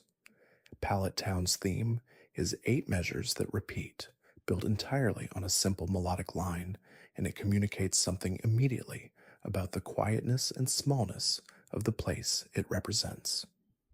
The encounter music has a tension and energy that comes not from volume or complexity, but from the irregular rhythm of its main phrase, the sense of something about to happen that the limited sound hardware somehow captured precisely. The Lavender Town theme, so frequently discussed, achieves its quality not through dissonance in any technical musical sense, but through the intervals and pacing of a melody that simply does not resolve in the way ears trained on conventional tonal music expect it to. Working within the Game Boy's constraints was not a choice the designers made. It was the condition of the work. What is remarkable in retrospect is how thoroughly the games made those constraints invisible, how completely the world of Kanto absorbed the limitations of the hardware and presented itself as a coherent, complete place, rather than as a technical exercise in working within severe restrictions. The Pokédex was one of the most quietly radical design decisions in Pokémon Red and Blue, and its influence on how players engaged with the game was enormous in ways that are easy to underestimate in retrospect. On its surface, the Pokédex was simply a database. It tracked which Pokémon the player had seen and which they had caught, and it provided a brief description of each one along with its height and weight. There was nothing mechanically complex about it. It did not grant abilities or unlock content or change the outcome of battles. It was, in purely functional terms, a list with pictures. What it was, in experiential terms, was something else. It was a map of incompleteness. Every entry that was empty, every silhouette without a name, every question mark where a description should have been, was a visible reminder of something that existed in the game's world but had not yet been encountered. The Pokédex made absence tangible. It turned the things you had not done into a structured record of things still to be done. Reaching 151 was a goal so ambitious that most players never fully achieved it without trading, but the pursuit of it organized exploratory behavior across the entire game. Players who found a new route or a new cave were thinking partly about what Pokémon might appear there that they had not caught yet, what entry in the Pokédex might be filled by patient searching in that grass or those waters. The brief descriptions attached to each Pokémon were short by any measure, often just a sentence or two, but they contributed something important to the world building. They treated the Pokémon as real creatures with documented behaviors, ecological relationships, and physical characteristics that someone had observed and written down. Gengar was said to be the shadow of a human being that had come loose from its host. Cubone wore the skull of its dead mother. Alakazam's brain never stopped generating new cells, making it the most intelligent creature in existence. These descriptions did not require the player to take them literally, but they established that the world of Pokémon had an interior life, a system of biology and behavior operating beneath the surface of what was visible in gameplay. The Professor Oak evaluation that rated the player's completion at the end of the game was the Pokédex's moment of reckoning, being told that the research was incomplete, that more species remained to be found, was both a gentle criticism and an invitation to keep going. The acknowledgement that completing the entire Pokédex was an extraordinary achievement, one that most players would not reach, made the pursuit feel worthwhile rather than compulsory. The Pokédex also encoded into the game the idea that the world was larger than what any single playthrough could fully reveal. Some Pokémon were version exclusive and required trading. Others were available only in specific locations that a player might not visit unless they explored thoroughly. Others were so rare that luck determined whether they appeared at all during normal play. The Pokédex held the record of all of these encounters, or their absence, and in doing so, created a perpetual engine of motivation that the game never had to explicitly operate.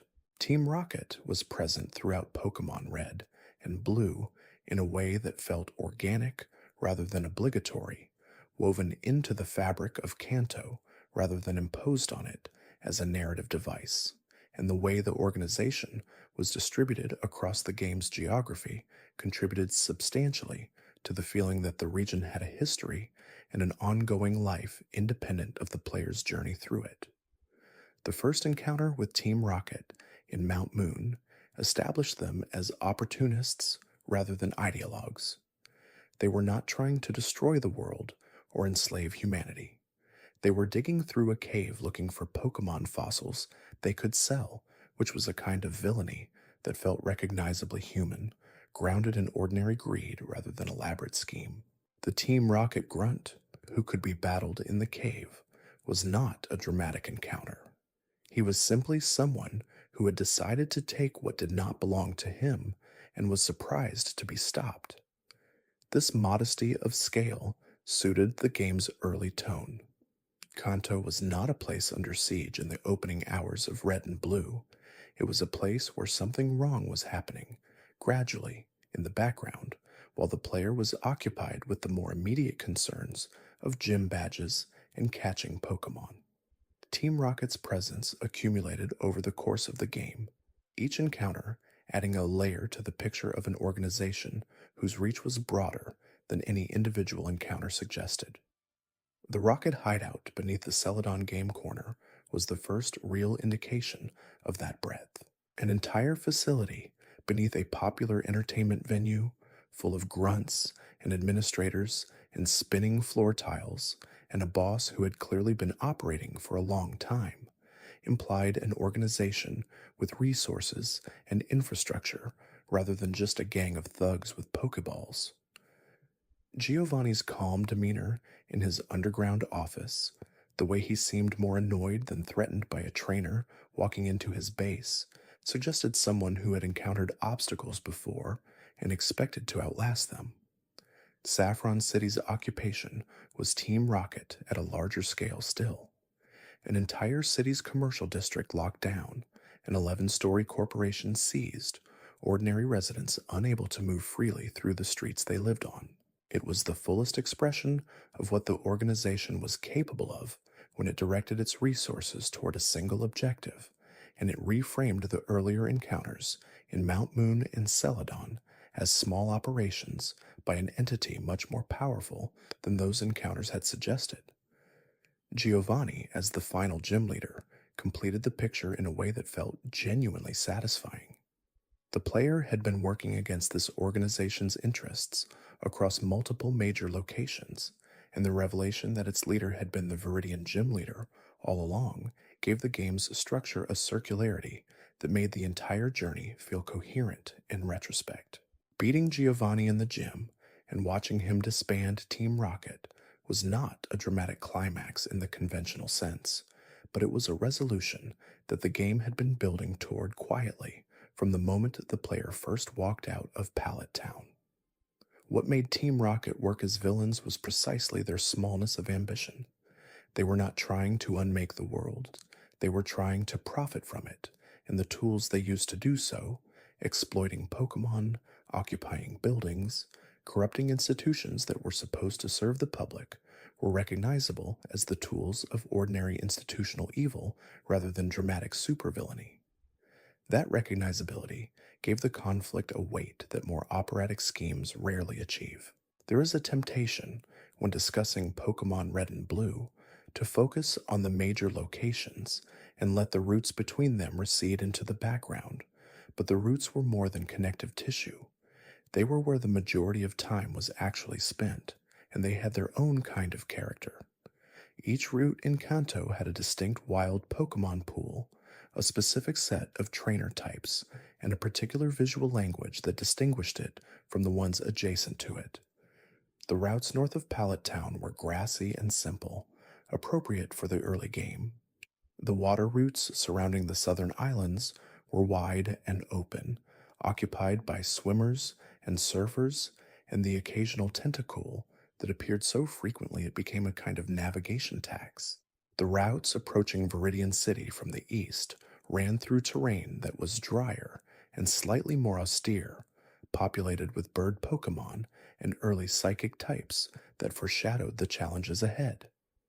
The trainer distribution on each route was also specific. Youngsters and lasses with their modest teams appeared on the early routes, establishing expectations for what difficulty felt like before the game began escalating. Hikers and rock enthusiasts appeared on the routes adjacent to caves and mountains. Swimmers and surf aficionados clustered around water. Beauties and gamblers and bikers appeared on routes near the larger cities, implying a population that inhabited those areas for reasons specific to those places. None of this was explained. The game simply placed these trainers in these locations, and the cumulative effect was of a world that had been arranged by something other than the convenience of the player. People lived near the places that made sense for them. The population of Kanto had a logic that did not require justification. The routes also served as the primary source of the experience required to keep pace with gym leaders.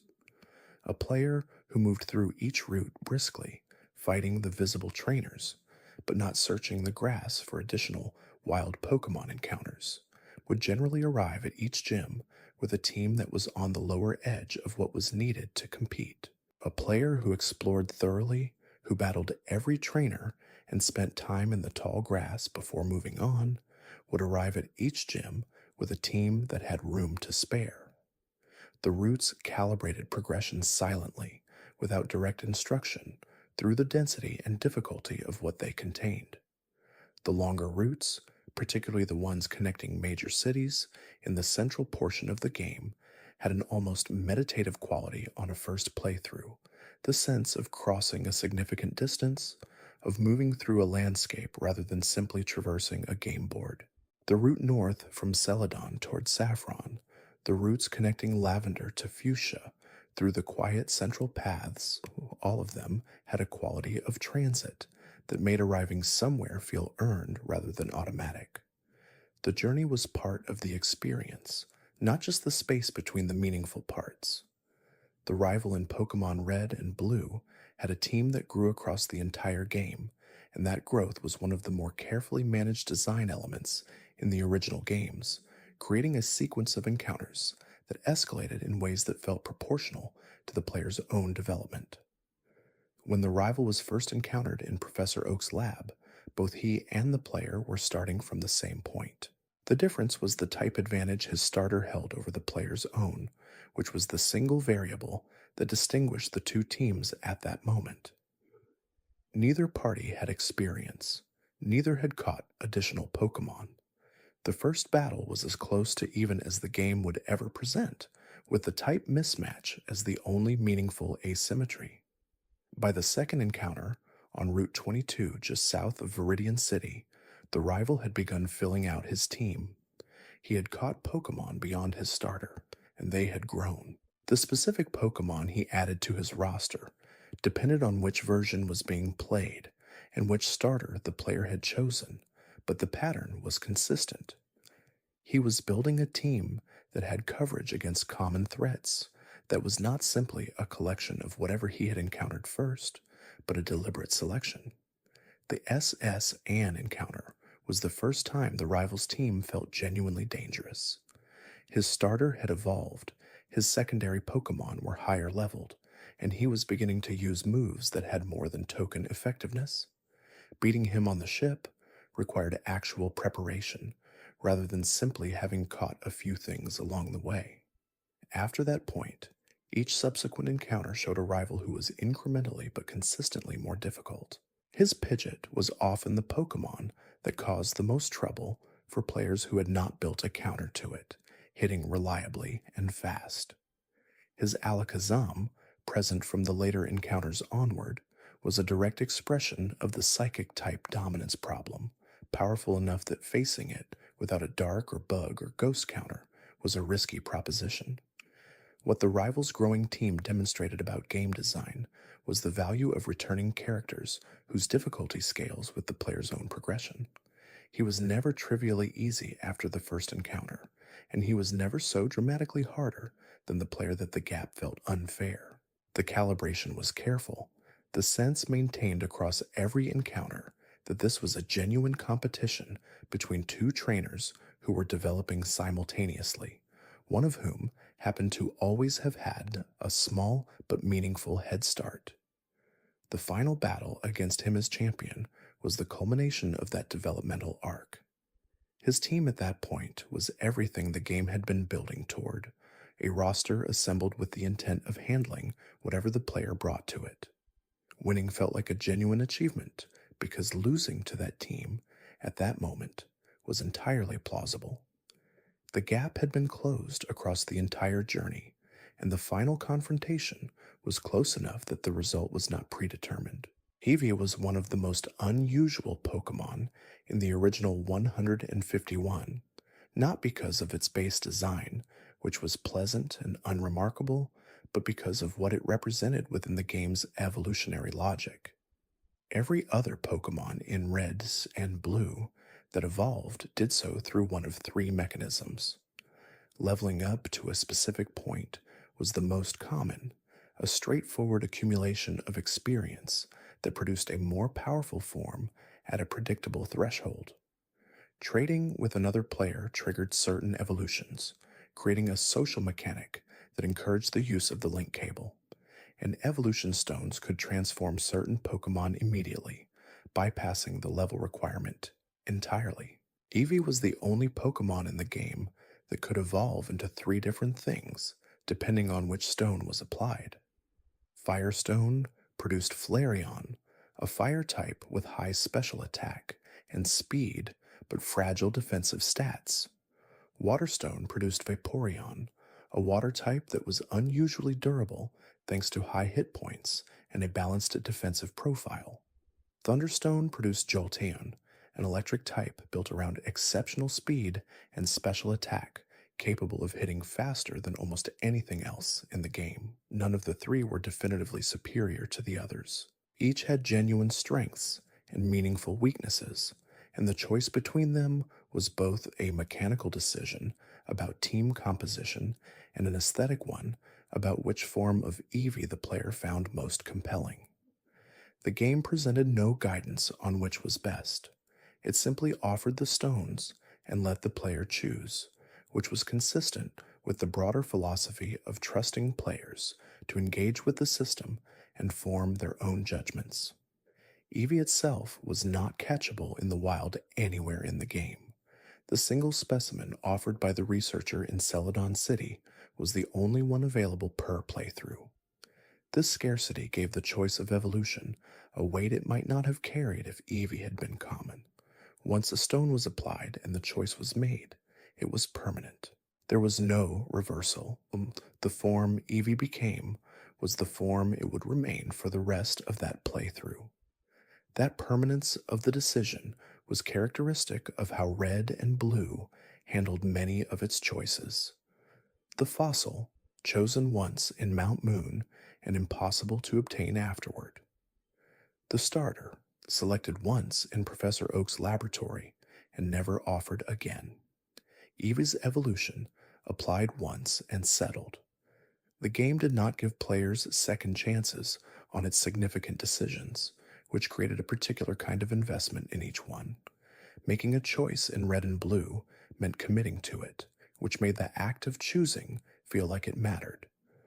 The three evolutions also demonstrated something about the range of what stone items could do. The Thunderstone, Firestone, and Waterstone that produced Jolteon, Flareon, and Vaporeon also had other uses.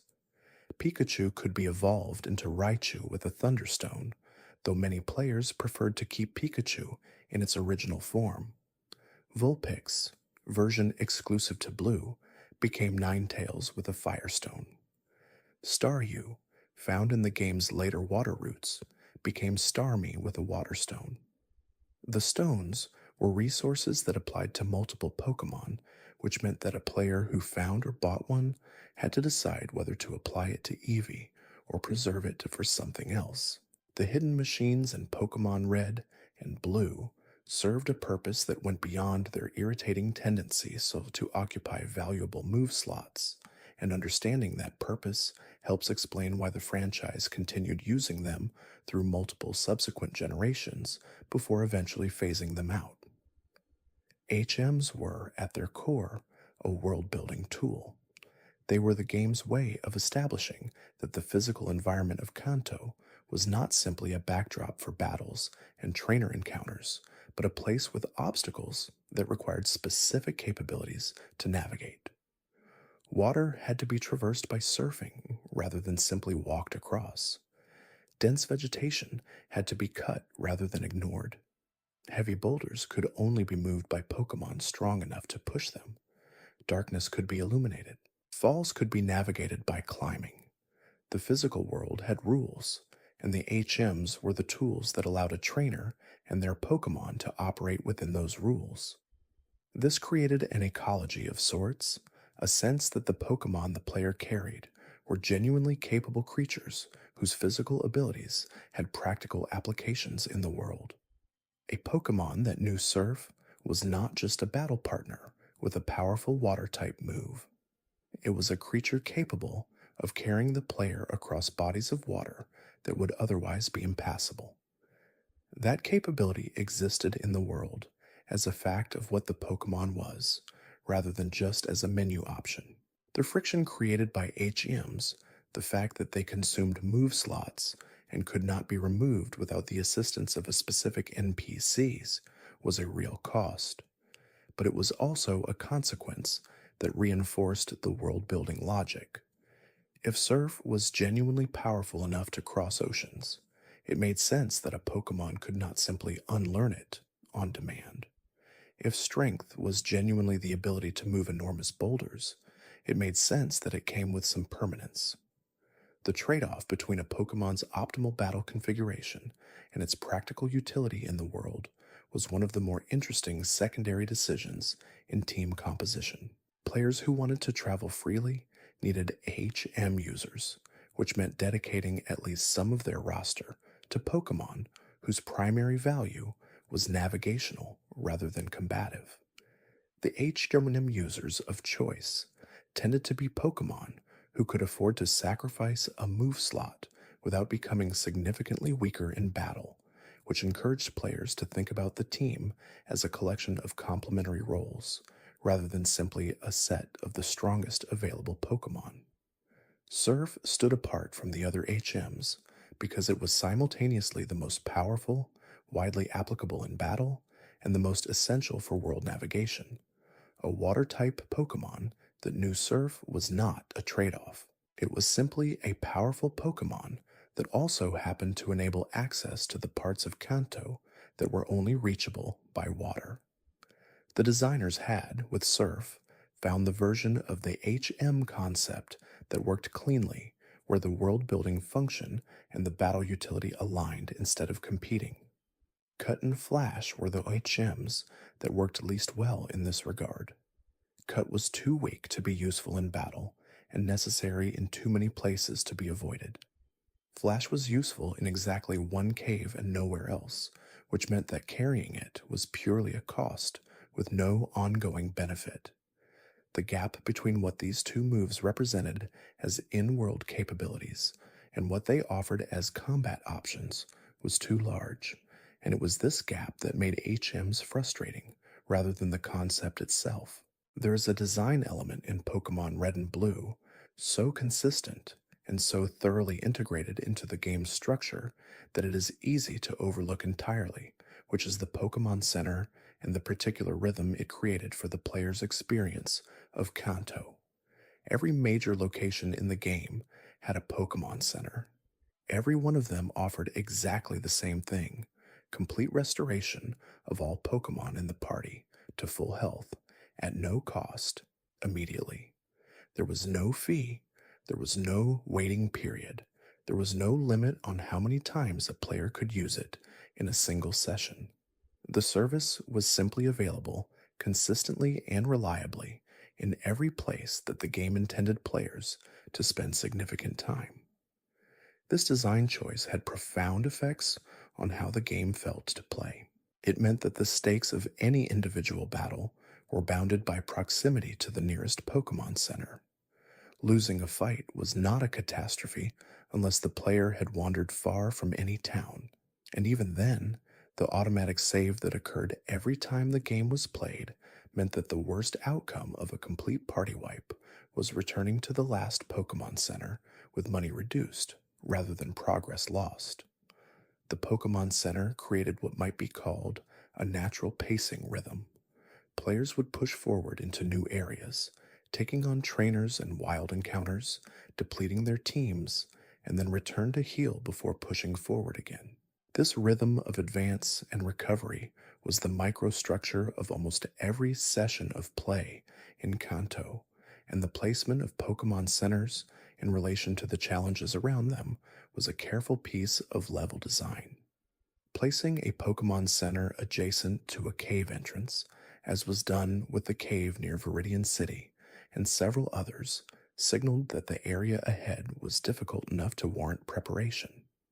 The player had an opportunity to restore their team before entering, rather than arriving depleted from whatever they had done before.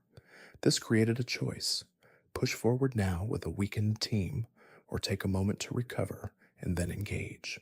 The rest spot on the SS On, which functioned like a miniature Pokémon Center within the ship, was a deliberate decision to place recovery infrastructure inside an area that would otherwise have required players to leave the dungeon to heal. Its presence said, effectively, that the designers expected players to engage with every trainer on the ship and wanted to ensure that the resource cost of doing so did not make the experience prohibitive. The absence of a Pokémon Center in Victory Road was a choice too. The final dungeon before the Pokémon League had a Pokémon Center immediately before it and immediately after it, but nothing inside. Players who entered Victory Road needed to manage their team's health across the entire cave without access to restoration, which introduced a form of resource management into the endgame that had been largely absent from the earlier portions of the game. Arriving at the League building with a depleted team meant making harder decisions about which of the 5 consecutive battles could be won with what remained. Pokémon Red and Blue had an item system that was more constrained than most contemporary RPGs, and those constraints shaped how players thought about resources in ways that persisted throughout the franchise's history. The bag held a limited number of item slots, not an unlimited quantity. A player who collected every item encountered along every route would eventually run out of space, which meant making decisions about what to carry and what to store in the PC box or leave behind. The PC box that stored items was accessible only at Pokémon Centers, which meant that managing inventory was not something that could be done at any moment, but required planning around the locations of healing stations. Potions were the most common item, available from every Pokémart in the game from the earliest routes onward, and they existed in a hierarchy of effectiveness that corresponded to price. Regular potions restored 20 hit points, super potions restored 50, hyper potions restored 200, max potions restored all HP. Each tier was proportionally more expensive, and a player on a limited budget spent the early portions of the game relying on basic potions while saving money for the more effective options. Money in Red and Blue was earned primarily by battling trainers, and each trainer could only be battled once. This meant that the supply of money from trainer battles was finite, a pool that was drawn down over the course of the game rather than a renewable resource. Players who ran out of money before they had acquired enough high-tier items faced a genuine constraint, one that could be addressed by selling items from the bag or by grinding for money against wild Pokémon, but that required either attention or effort. The Pokédollar economy of Kanto extended into TMs, the technical machines that taught specific moves to compatible Pokémon. Some TMs were found in the world, given as rewards by gym leaders or discovered in hidden locations. Others were available for purchase at the Celadon department store, which carried a selection of TMs that could not be found anywhere else in the game. TMS in the original games were single-use, consumed when taught, which meant that buying a TM was a commitment to teaching that move to a specific Pokémon rather than a general acquisition for future use. This single-use quality of TMs was one of the more significant economic constraints in the game, creating a situation where certain powerful moves were genuinely scarce. A player who bought the TM for Thunderbolt had one use of it, and choosing which Pokémon would receive it was a meaningful decision. The TM system added a layer of strategic consideration to team building that went beyond simple, level-based progression, requiring players to think about which Pokémon in their roster would benefit most from specific moves and whether the investment was worth making. The item system as a whole created an experience of material constraint that most modern games do not replicate. Resources had to be managed, not just accumulated. Choices about what to carry, what to use, and what to spend money on had consequences that echoed forward across the entire playthrough. That constraint was uncomfortable at times, but it was also part of what made the game feel like a world with limits rather than a fantasy with unlimited abundance. Professor Oak occupied a specific structural position in Pokémon Red and Blue that went beyond his role as a tutorial figure, and understanding that position is part of understanding how the game established authority and world-building context. He was the player's first point of contact with the organized study of Pokémon, which made him a representative of an entire institutional dimension of the game's world. The Pokédex, the central completion mechanic of the game, was his project. The starter Pokémon were his research subjects. His laboratory in Pallet Town was the starting point of the entire adventure. Every credential the game offered for the importance of Pokémon study ran through him. But Professor Oak was also conspicuously absent from most of the game. He appeared in Pallet Town, he provided the Pokédex, and then he retreated into the background, accessible only through the PC, checking in on the player's progress at the end of the game when the Hall of Fame was achieved. He did not accompany the player through Kanto. He did not offer guidance at difficult points in the journey. He trusted the player to figure things out independently, which was itself a kind of respect that the early Pokémon games consistently extended to their audience. His grandson, the rival, had a different relationship with him.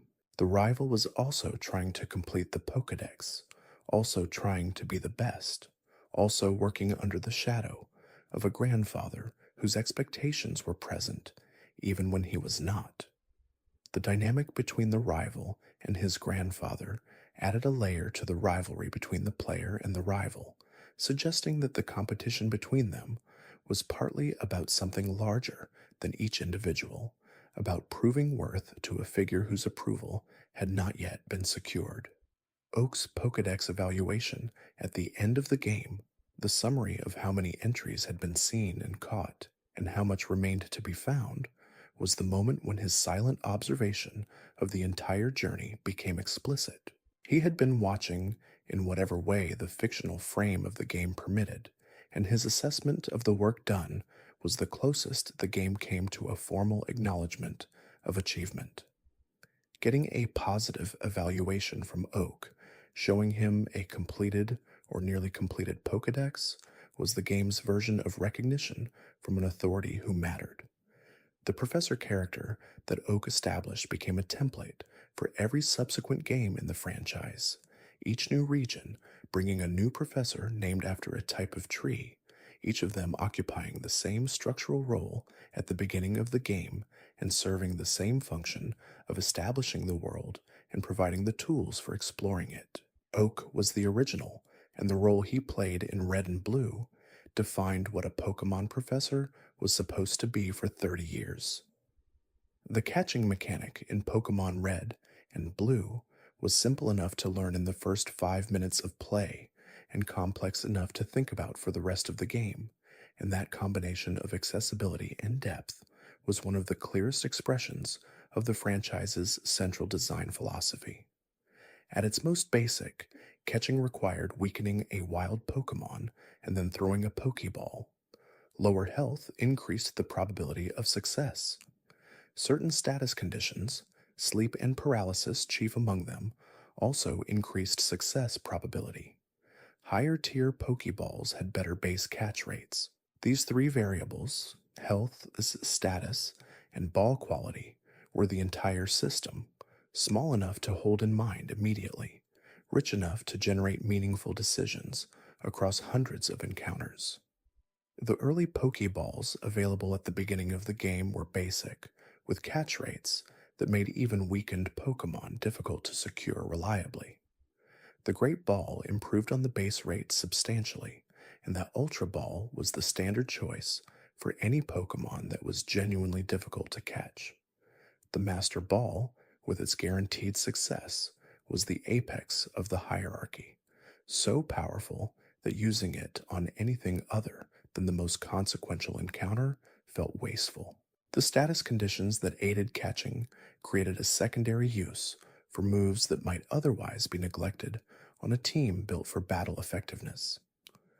Spore and Sleep Powder and Sing were moves that put the target to sleep, maximizing catch probability.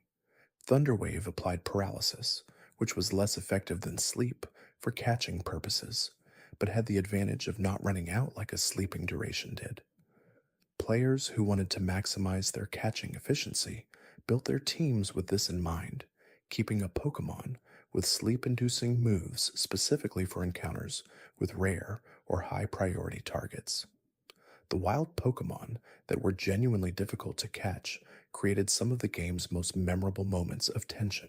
Snorlax, low catch rate and dangerous attack power, could KO a weak Pokemon before being secured.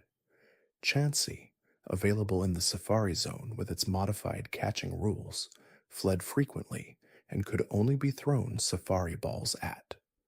The legendary birds and Mewtwo were genuinely resistant to capture even under optimal conditions, making each attempt feel like a gamble with meaningful stakes.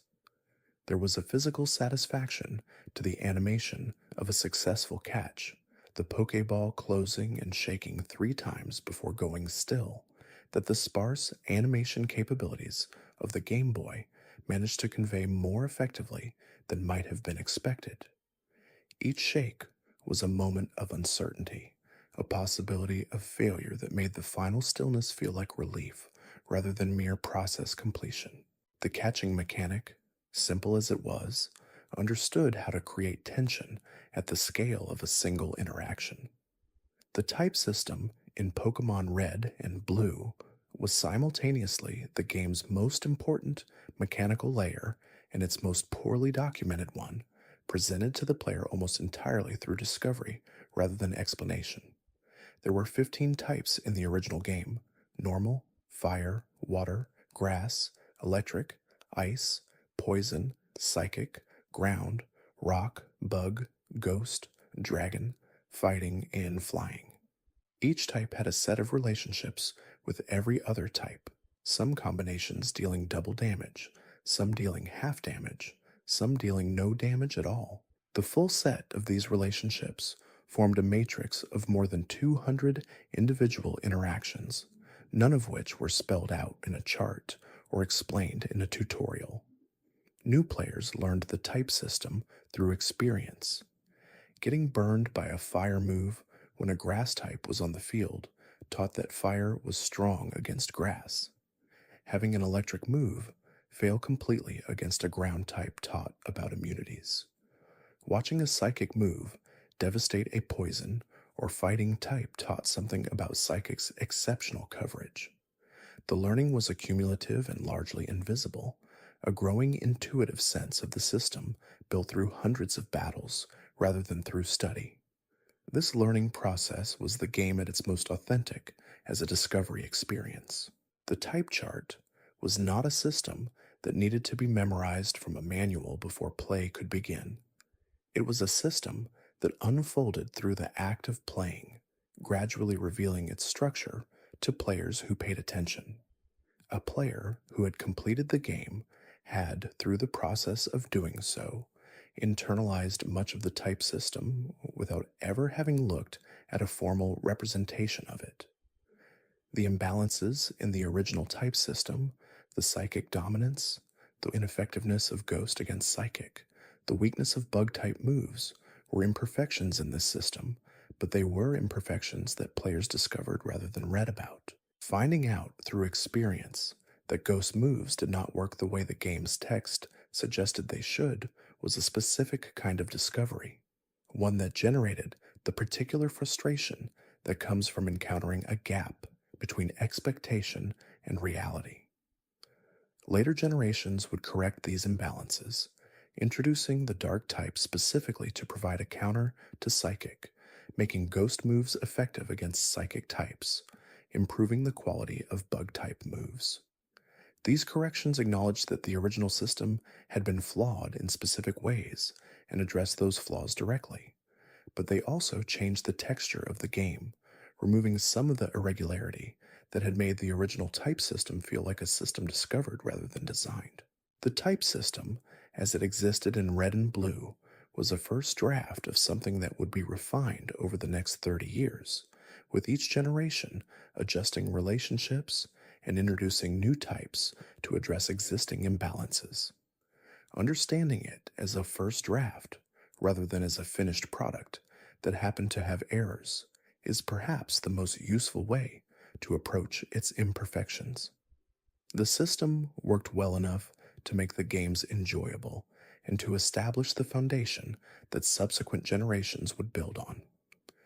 That it worked as well as it did, given how much of its complexity was present from the beginning, is in retrospect remarkable.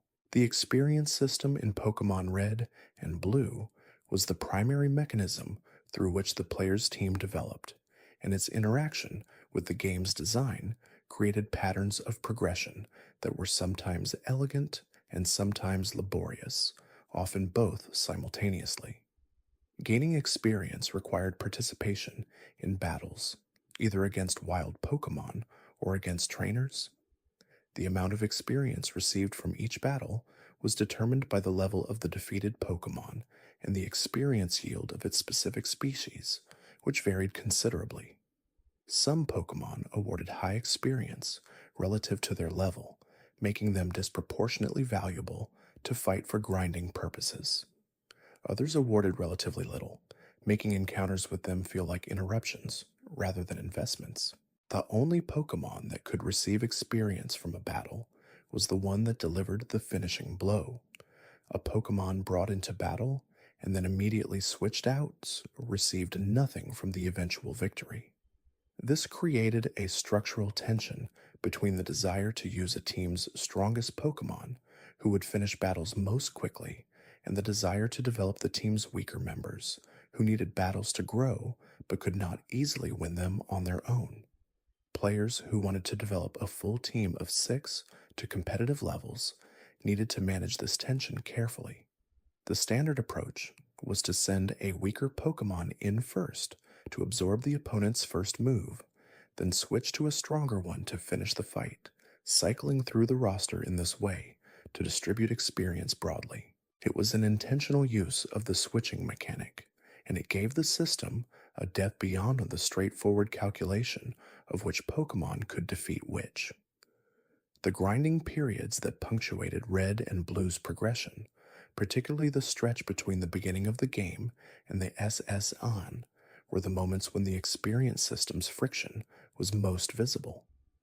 There were not enough trainers available in the early portions of the game to raise a full team to the levels needed for the first 2 or 3 gyms through trainer battles alone. Wild Pokemon encounters had to supplement the process, which meant spending time in tall grass fighting Pokemon that awarded modest experience in exchange for the chance to develop the team further. This grinding was not universally despised. For some players, it was part of the game's meditative quality, the repetitive motion of battles against familiar wild Pokemon, providing a rhythm that allowed other thoughts to occupy the mind while the team's strength accumulated incrementally. For others, it was the clearest friction point in the experience, the place where the game's demands did not feel justified by what was being asked. Both responses were valid, and both were characteristic of what the experience system in its original form produced.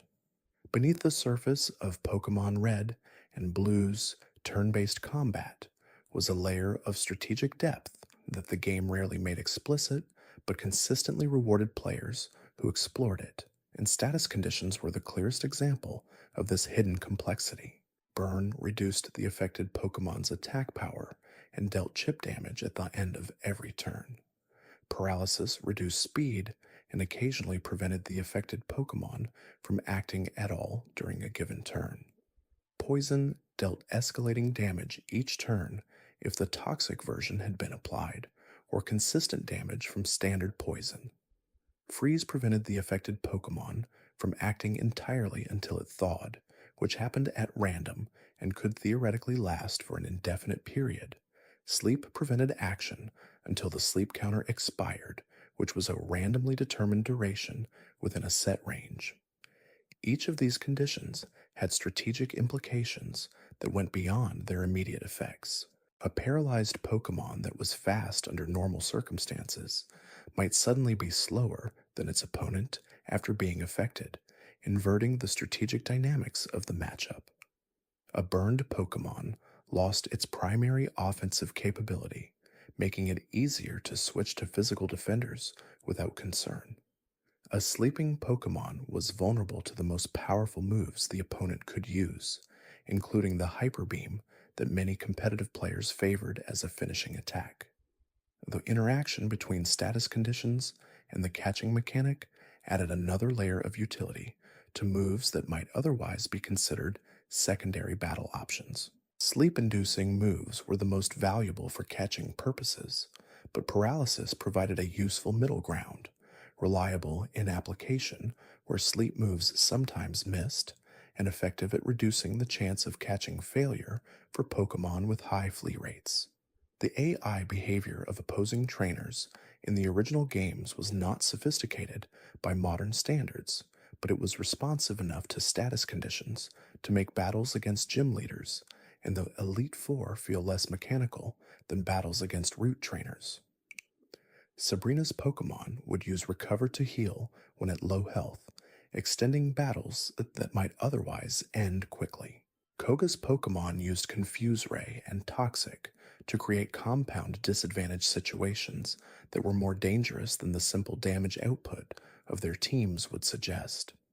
Status conditions also interacted with the turn structure in ways that occasionally produced outcomes that felt like bad luck rather than design. The random chance of paralysis preventing action on a crucial turn, arriving at exactly the wrong moment, was a form of variance that defined a certain kind of game experience specific to this era of RPG design. The system was not fully fair in a modern design sense, but it was consistently applied, and learning to work with its randomness rather than against it was part of the skill the game cultivated. The music of Pokémon Red and Blue is, by any reasonable measure, one of the most consequential original soundtracks in the history of the medium, not because of its technical sophistication, which was necessarily limited by the hardware it ran on, but because of how thoroughly it created a sense of place and emotional register for every location in Kanto. Junichi Masuda composed the majority of the soundtrack, working within the Game Boy's monophonic audio capabilities to produce a body of work that has remained recognizable and emotionally resonant for 30 years. The constraints of the hardware, a single melodic line with no harmonic depth and no layering, forced every emotional quality to be carried by melody alone, which was a severe limitation and also, in some ways, a clarifying one. The Pallet Town theme established the game's emotional baseline in its first few measures. It was simple, even by the standards of Game Boy music, built around an 8-bar phrase that repeated without significant variation. But within those 8 bars was something that communicated warmth and smallness, and the particular quality of a place you had always known. The feeling of home before the concept of leaving had been fully understood. Players who first heard it as children in the late 90s and hear it now as adults in their 30s and 40s are not simply experiencing nostalgia, though nostalgia is undeniably present. They are also experiencing a piece of music that does exactly what it was designed to do, which is to make a place feel like somewhere worth returning to. The wild Pokémon encounter music was designed for tension at the scale of a single moment, the sudden appearance of something unexpected in a space that had been quiet. It achieved this through the irregular phrasing of its opening, a rhythm that did not resolve in the way a listener's ear would predict, creating a beat of suspension that matched the visual interruption of a battle appearing on the screen. It was specific in its effect, not general tension, but the particular tension of an ambush, of something arriving before you were ready. The gym leader battle theme was structured differently, with a more martial quality, a tempo that pushed forward with consistent authority. It communicated the formality of a recognized challenge, a battle that mattered in a context with established stakes and an audience of witnesses. Fighting a gym leader was different from fighting a trainer on a route, and the music confirmed that difference before a single move had been chosen. Lavender Town's theme has been discussed so extensively that writing about it feels almost redundant, but its effect deserves the attention it receives. It does not sound like horror game music, which would be more dissonant and aggressive. It sounds instead like something that has forgotten how to resolve, a melody that keeps searching for the conventional cadence that would signal completion and never quite finding it. The effect is not terror, but a kind of persistent unease, the feeling of a place that does not want to release what it holds. The music of the Pokémon League, the Elite Four Chambers, and the final rival battle carried a grandeur that the rest of the soundtrack had been building toward without quite achieving. Reaching those areas and hearing the music change was itself a kind of signal, a confirmation that the journey had arrived somewhere different from everywhere it had passed through before. Red, the player character in Pokémon Red and Blue, was one of the most deliberately minimal protagonists in the history of the RPG genre, and that minimalism was not a failure of characterization, but a deliberate choice with significant structural consequences. Red did not speak. He had no dialogue, no personality expressed through words, no opinions about the journey he was undertaking or the events he witnessed. He was a visual placeholder, an avatar in the most literal sense, an image that represented the player's presence in the world without adding any layer of personality that the player had not brought there themselves. This silence was the correct choice for what Red and Blue were trying to do. The game was not a story about Red. It was a story about the player inside the world of Kanto, and allowing Red to have a voice, to express reactions and opinions and preferences, would have created distance between the player and the experience. Every line of dialogue Red might have spoken would have been a moment where the player had to acknowledge that they were watching a character rather than inhabiting one. The rival's expressive personality, his impatience and dismissiveness and competitive edge, stood in contrast to Red's silence in a way that was useful. The rival was specific, defined, someone the player encountered from the outside rather than inhabited. Red was whatever the player made him, named whatever the player chose to name him, shaped by whatever team and strategy the player assembled. The asymmetry between the silent protagonist and the expressive rival created a relationship where the player was the subject and the rival was the object, which was the relationship the game needed. The player character being silent also meant that every significant thing that happened in the world was witnessed rather than narrated. When the spirit in the Pokémon Tower was revealed to be Kubone's mother, Red did not comment on how sad that was. The player did, internally, and the lack of a character mediating that emotional response allowed it to land more directly than a voiced reaction would have permitted. The Nintendo 64 follow-up Pokémon Stadium introduced Red to three-dimensional combat arenas and gave him a more defined physical presence, but he remained silent there too. His appearance in Pokémon Gold and Silver on a mountaintop in Kanto, the highest level trainer in the game, the final challenge of that game's post-story content, with no dialogue and no explanation of why he was there or what he had been doing since the events of Red and Blue, was perhaps the purest expression of the character. He was simply there, strong and silent, and waiting, which was everything the role had always asked of him. Each of Kanto's towns had a character that went beyond its name and its gym, a sense of being a place where people actually lived rather than simply a node in the game's progression structure, and the accumulation of those characters contributed to the region feeling like a world. Pallet Town was small enough to be a specific kind of place, a hamlet at the end of a road, the kind of settlement that exists because a few families decided to build near each other in a specific location rather than because any official designation placed it there.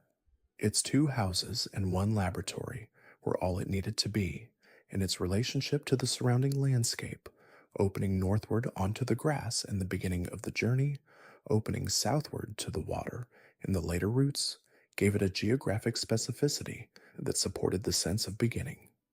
Pewter City was the city of a particular kind of region, the northern edge of the settled zone, adjacent to caves and mountains, populated with the geologists and hikers and naturalists who were drawn to that kind of terrain. Its museum, which the player could visit between the gym challenge and the north routes, was full of fossil displays and ancient artifacts, giving the city an intellectual character that its gym confirmed. Brock was a rock-type specialist, not arbitrarily, but because Pewter City was the kind of place where a rock-type specialist would naturally emerge.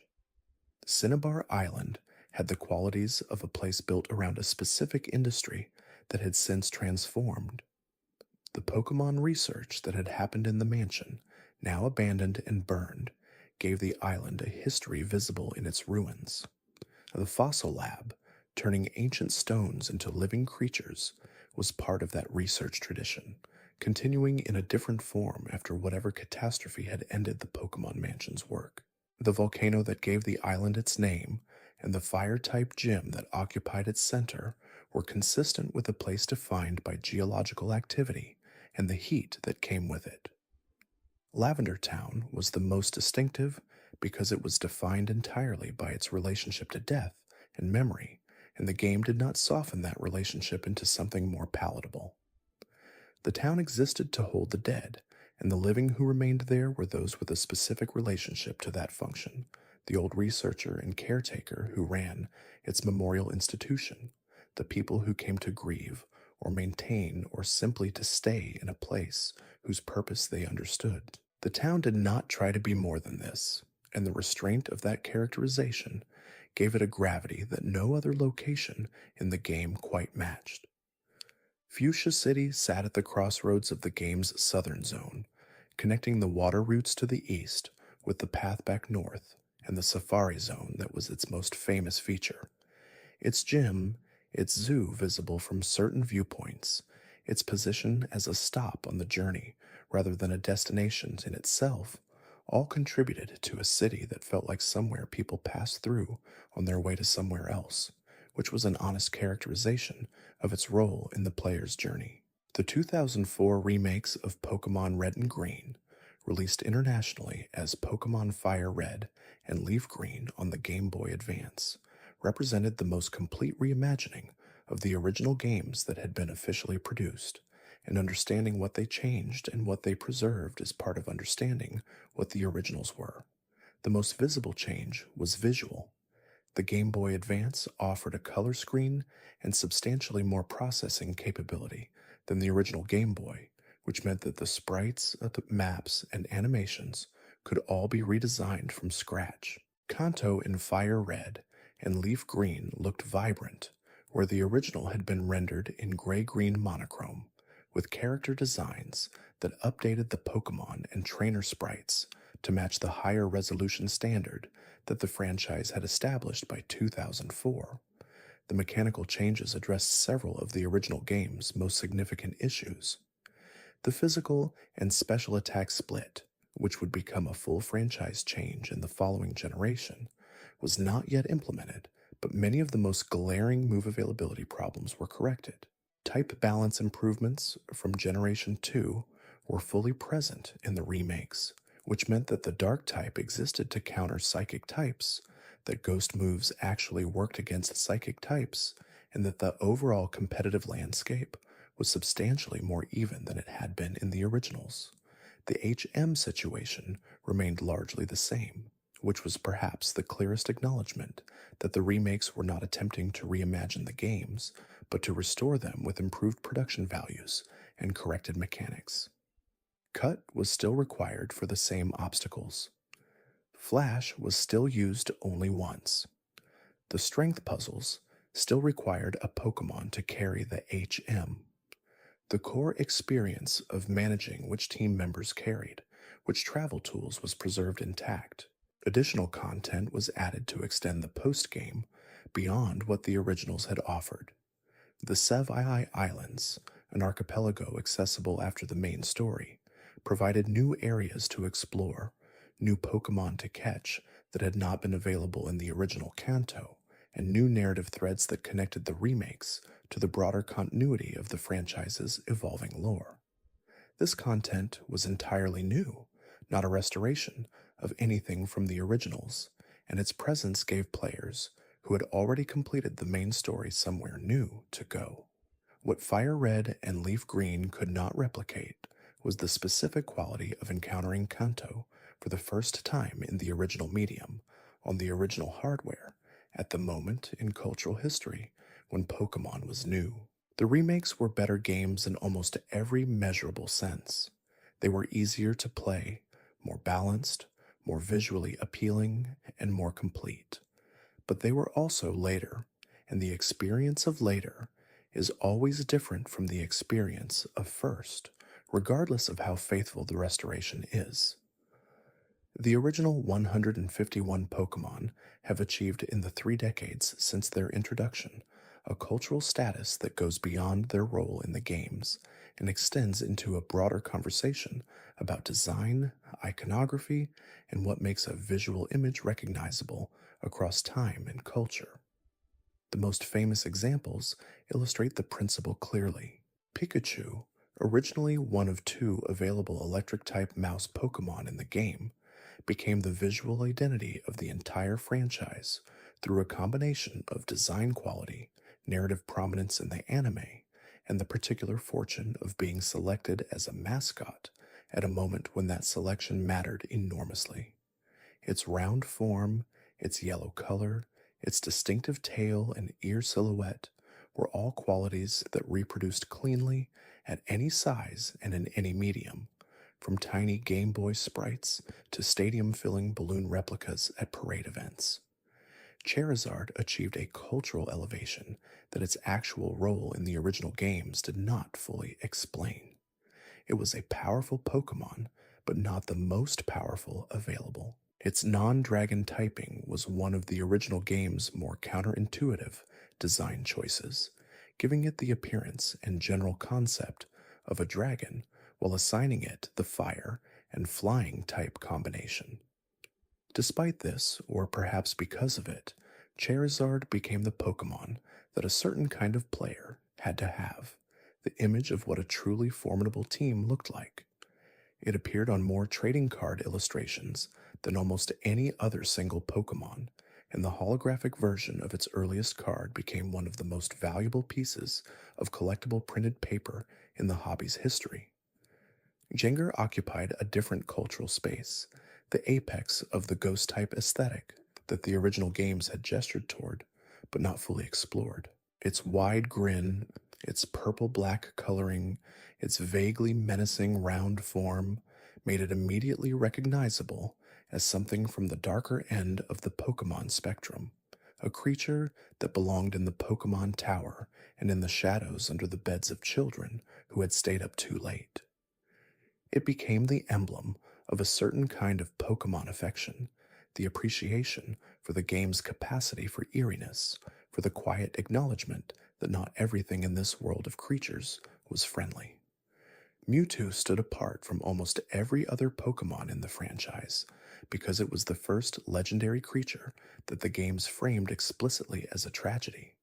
It was not simply powerful, it had been created by people who wanted to exploit that power, and it had suffered for that creation, and whatever it was doing alone in the Cerulean Cave when the player finally encountered it was not happiness. That layer of melancholy, present in the journal entries in the Pokemon Mansion and absent from almost everywhere else in the game, gave Mewtwo a depth that made it something more than a difficult encounter. It made it a character, even within the minimal narrative space the game provided. The trading mechanic in Pokémon Red and Blue was technically simple to execute, requiring nothing more than a link cable, 2 compatible cartridges, and 2 players willing to exchange. But its implications for how the game was experienced were far more complex than its implementation suggested. Trading had 2 distinct functions in the game, and the way those functions interacted created a social economy unlike anything the medium had produced before. The first function was evolutionary. Certain Pokemon could only evolve through trading, not through leveling up or through evolution stones. Haunter became Gengar only when traded to another player. Kadabra became Alakazam. Machoke became Machamp. Graveler became Golem. These evolutions were locked behind the act of exchange, requiring the involvement of another person in a way that the rest of the game did not. This was a design choice with a specific implication. Obtaining fully evolved versions of these Pokemon required trusting another person with something valuable. Trading a Haunter to get a Gengar meant relying on the other player to trade back, a social contract that the game did not enforce or guarantee. Players who entered into trading arrangements without that trust sometimes discovered that the traded Pokemon did not return, which was a specific kind of disappointment unique to the mechanics of this particular game. The second function of trading was version completion. The version-exclusive Pokemon could only be obtained from players who owned the other version, which meant that any attempt at a complete Pokédex was fundamentally a collaborative project. The game made this explicit through the Pokédex interface, which distinguished between Pokémon that had been seen from Pokémon that had been caught, allowing players to know which entries remained empty even before they had access to the version that contained them.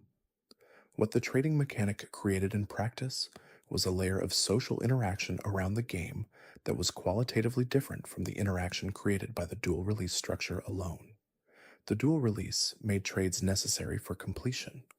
The link cable made trades possible for anyone with access to another player. The combination produced a situation where the game's social dimension was not just a feature that players could engage with optionally, but a structural necessity for anyone who took the Pokédex completion goal seriously. Children who played Red and Blue in the late 90s navigated this social dimension with the particular intensity that children bring to things that matter to them. Finding a classmate who owned the other version and was willing to trade was a social achievement, negotiating the terms of an exchange, determining what was a fair trade and what was exploitative, was a form of social education conducted through the specific vocabulary of Pokemon values. The schoolyard had always been a place where social hierarchies were established and tested, and Pokemon provided a new domain in which that process could operate. There is a quality particular to the first entry in any long series, a quality of not yet knowing what the series would become, of making choices without the benefit of knowing which ones would define everything that followed. Game Freak did not know, when they chose to make catching a mechanic rather than a story element, that the act of catching Pokemon would become one of the most recognizable interactive verbs in all of gaming.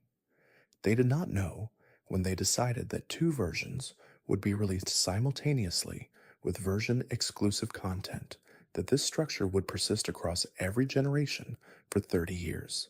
They did not know, when Professor Oak walked into the tall grass and stopped a 10-year-old trainer from leaving Pallet Town without a partner, that this scene would be reproduced in the memories of hundreds of millions of players as the moment a particular kind of journey began. The choices made in Red and Blue were made in ignorance of their own longevity. That may be part of what gives them their particular quality. There is a freedom in building something without knowing that it will last, a willingness to follow the logic of the design wherever it leads, rather than protecting something that has already proven its worth. Whatever the reason, the choices held. They hold still, and on a quiet night, with the small sounds of the world settling into rest around you, there is something genuinely restful about knowing that Kanto is still there, unchanged, waiting with its tall grass and its gym leaders and its small, impossibly determined trainers, stepping out into a world that has not yet shown them what it contains.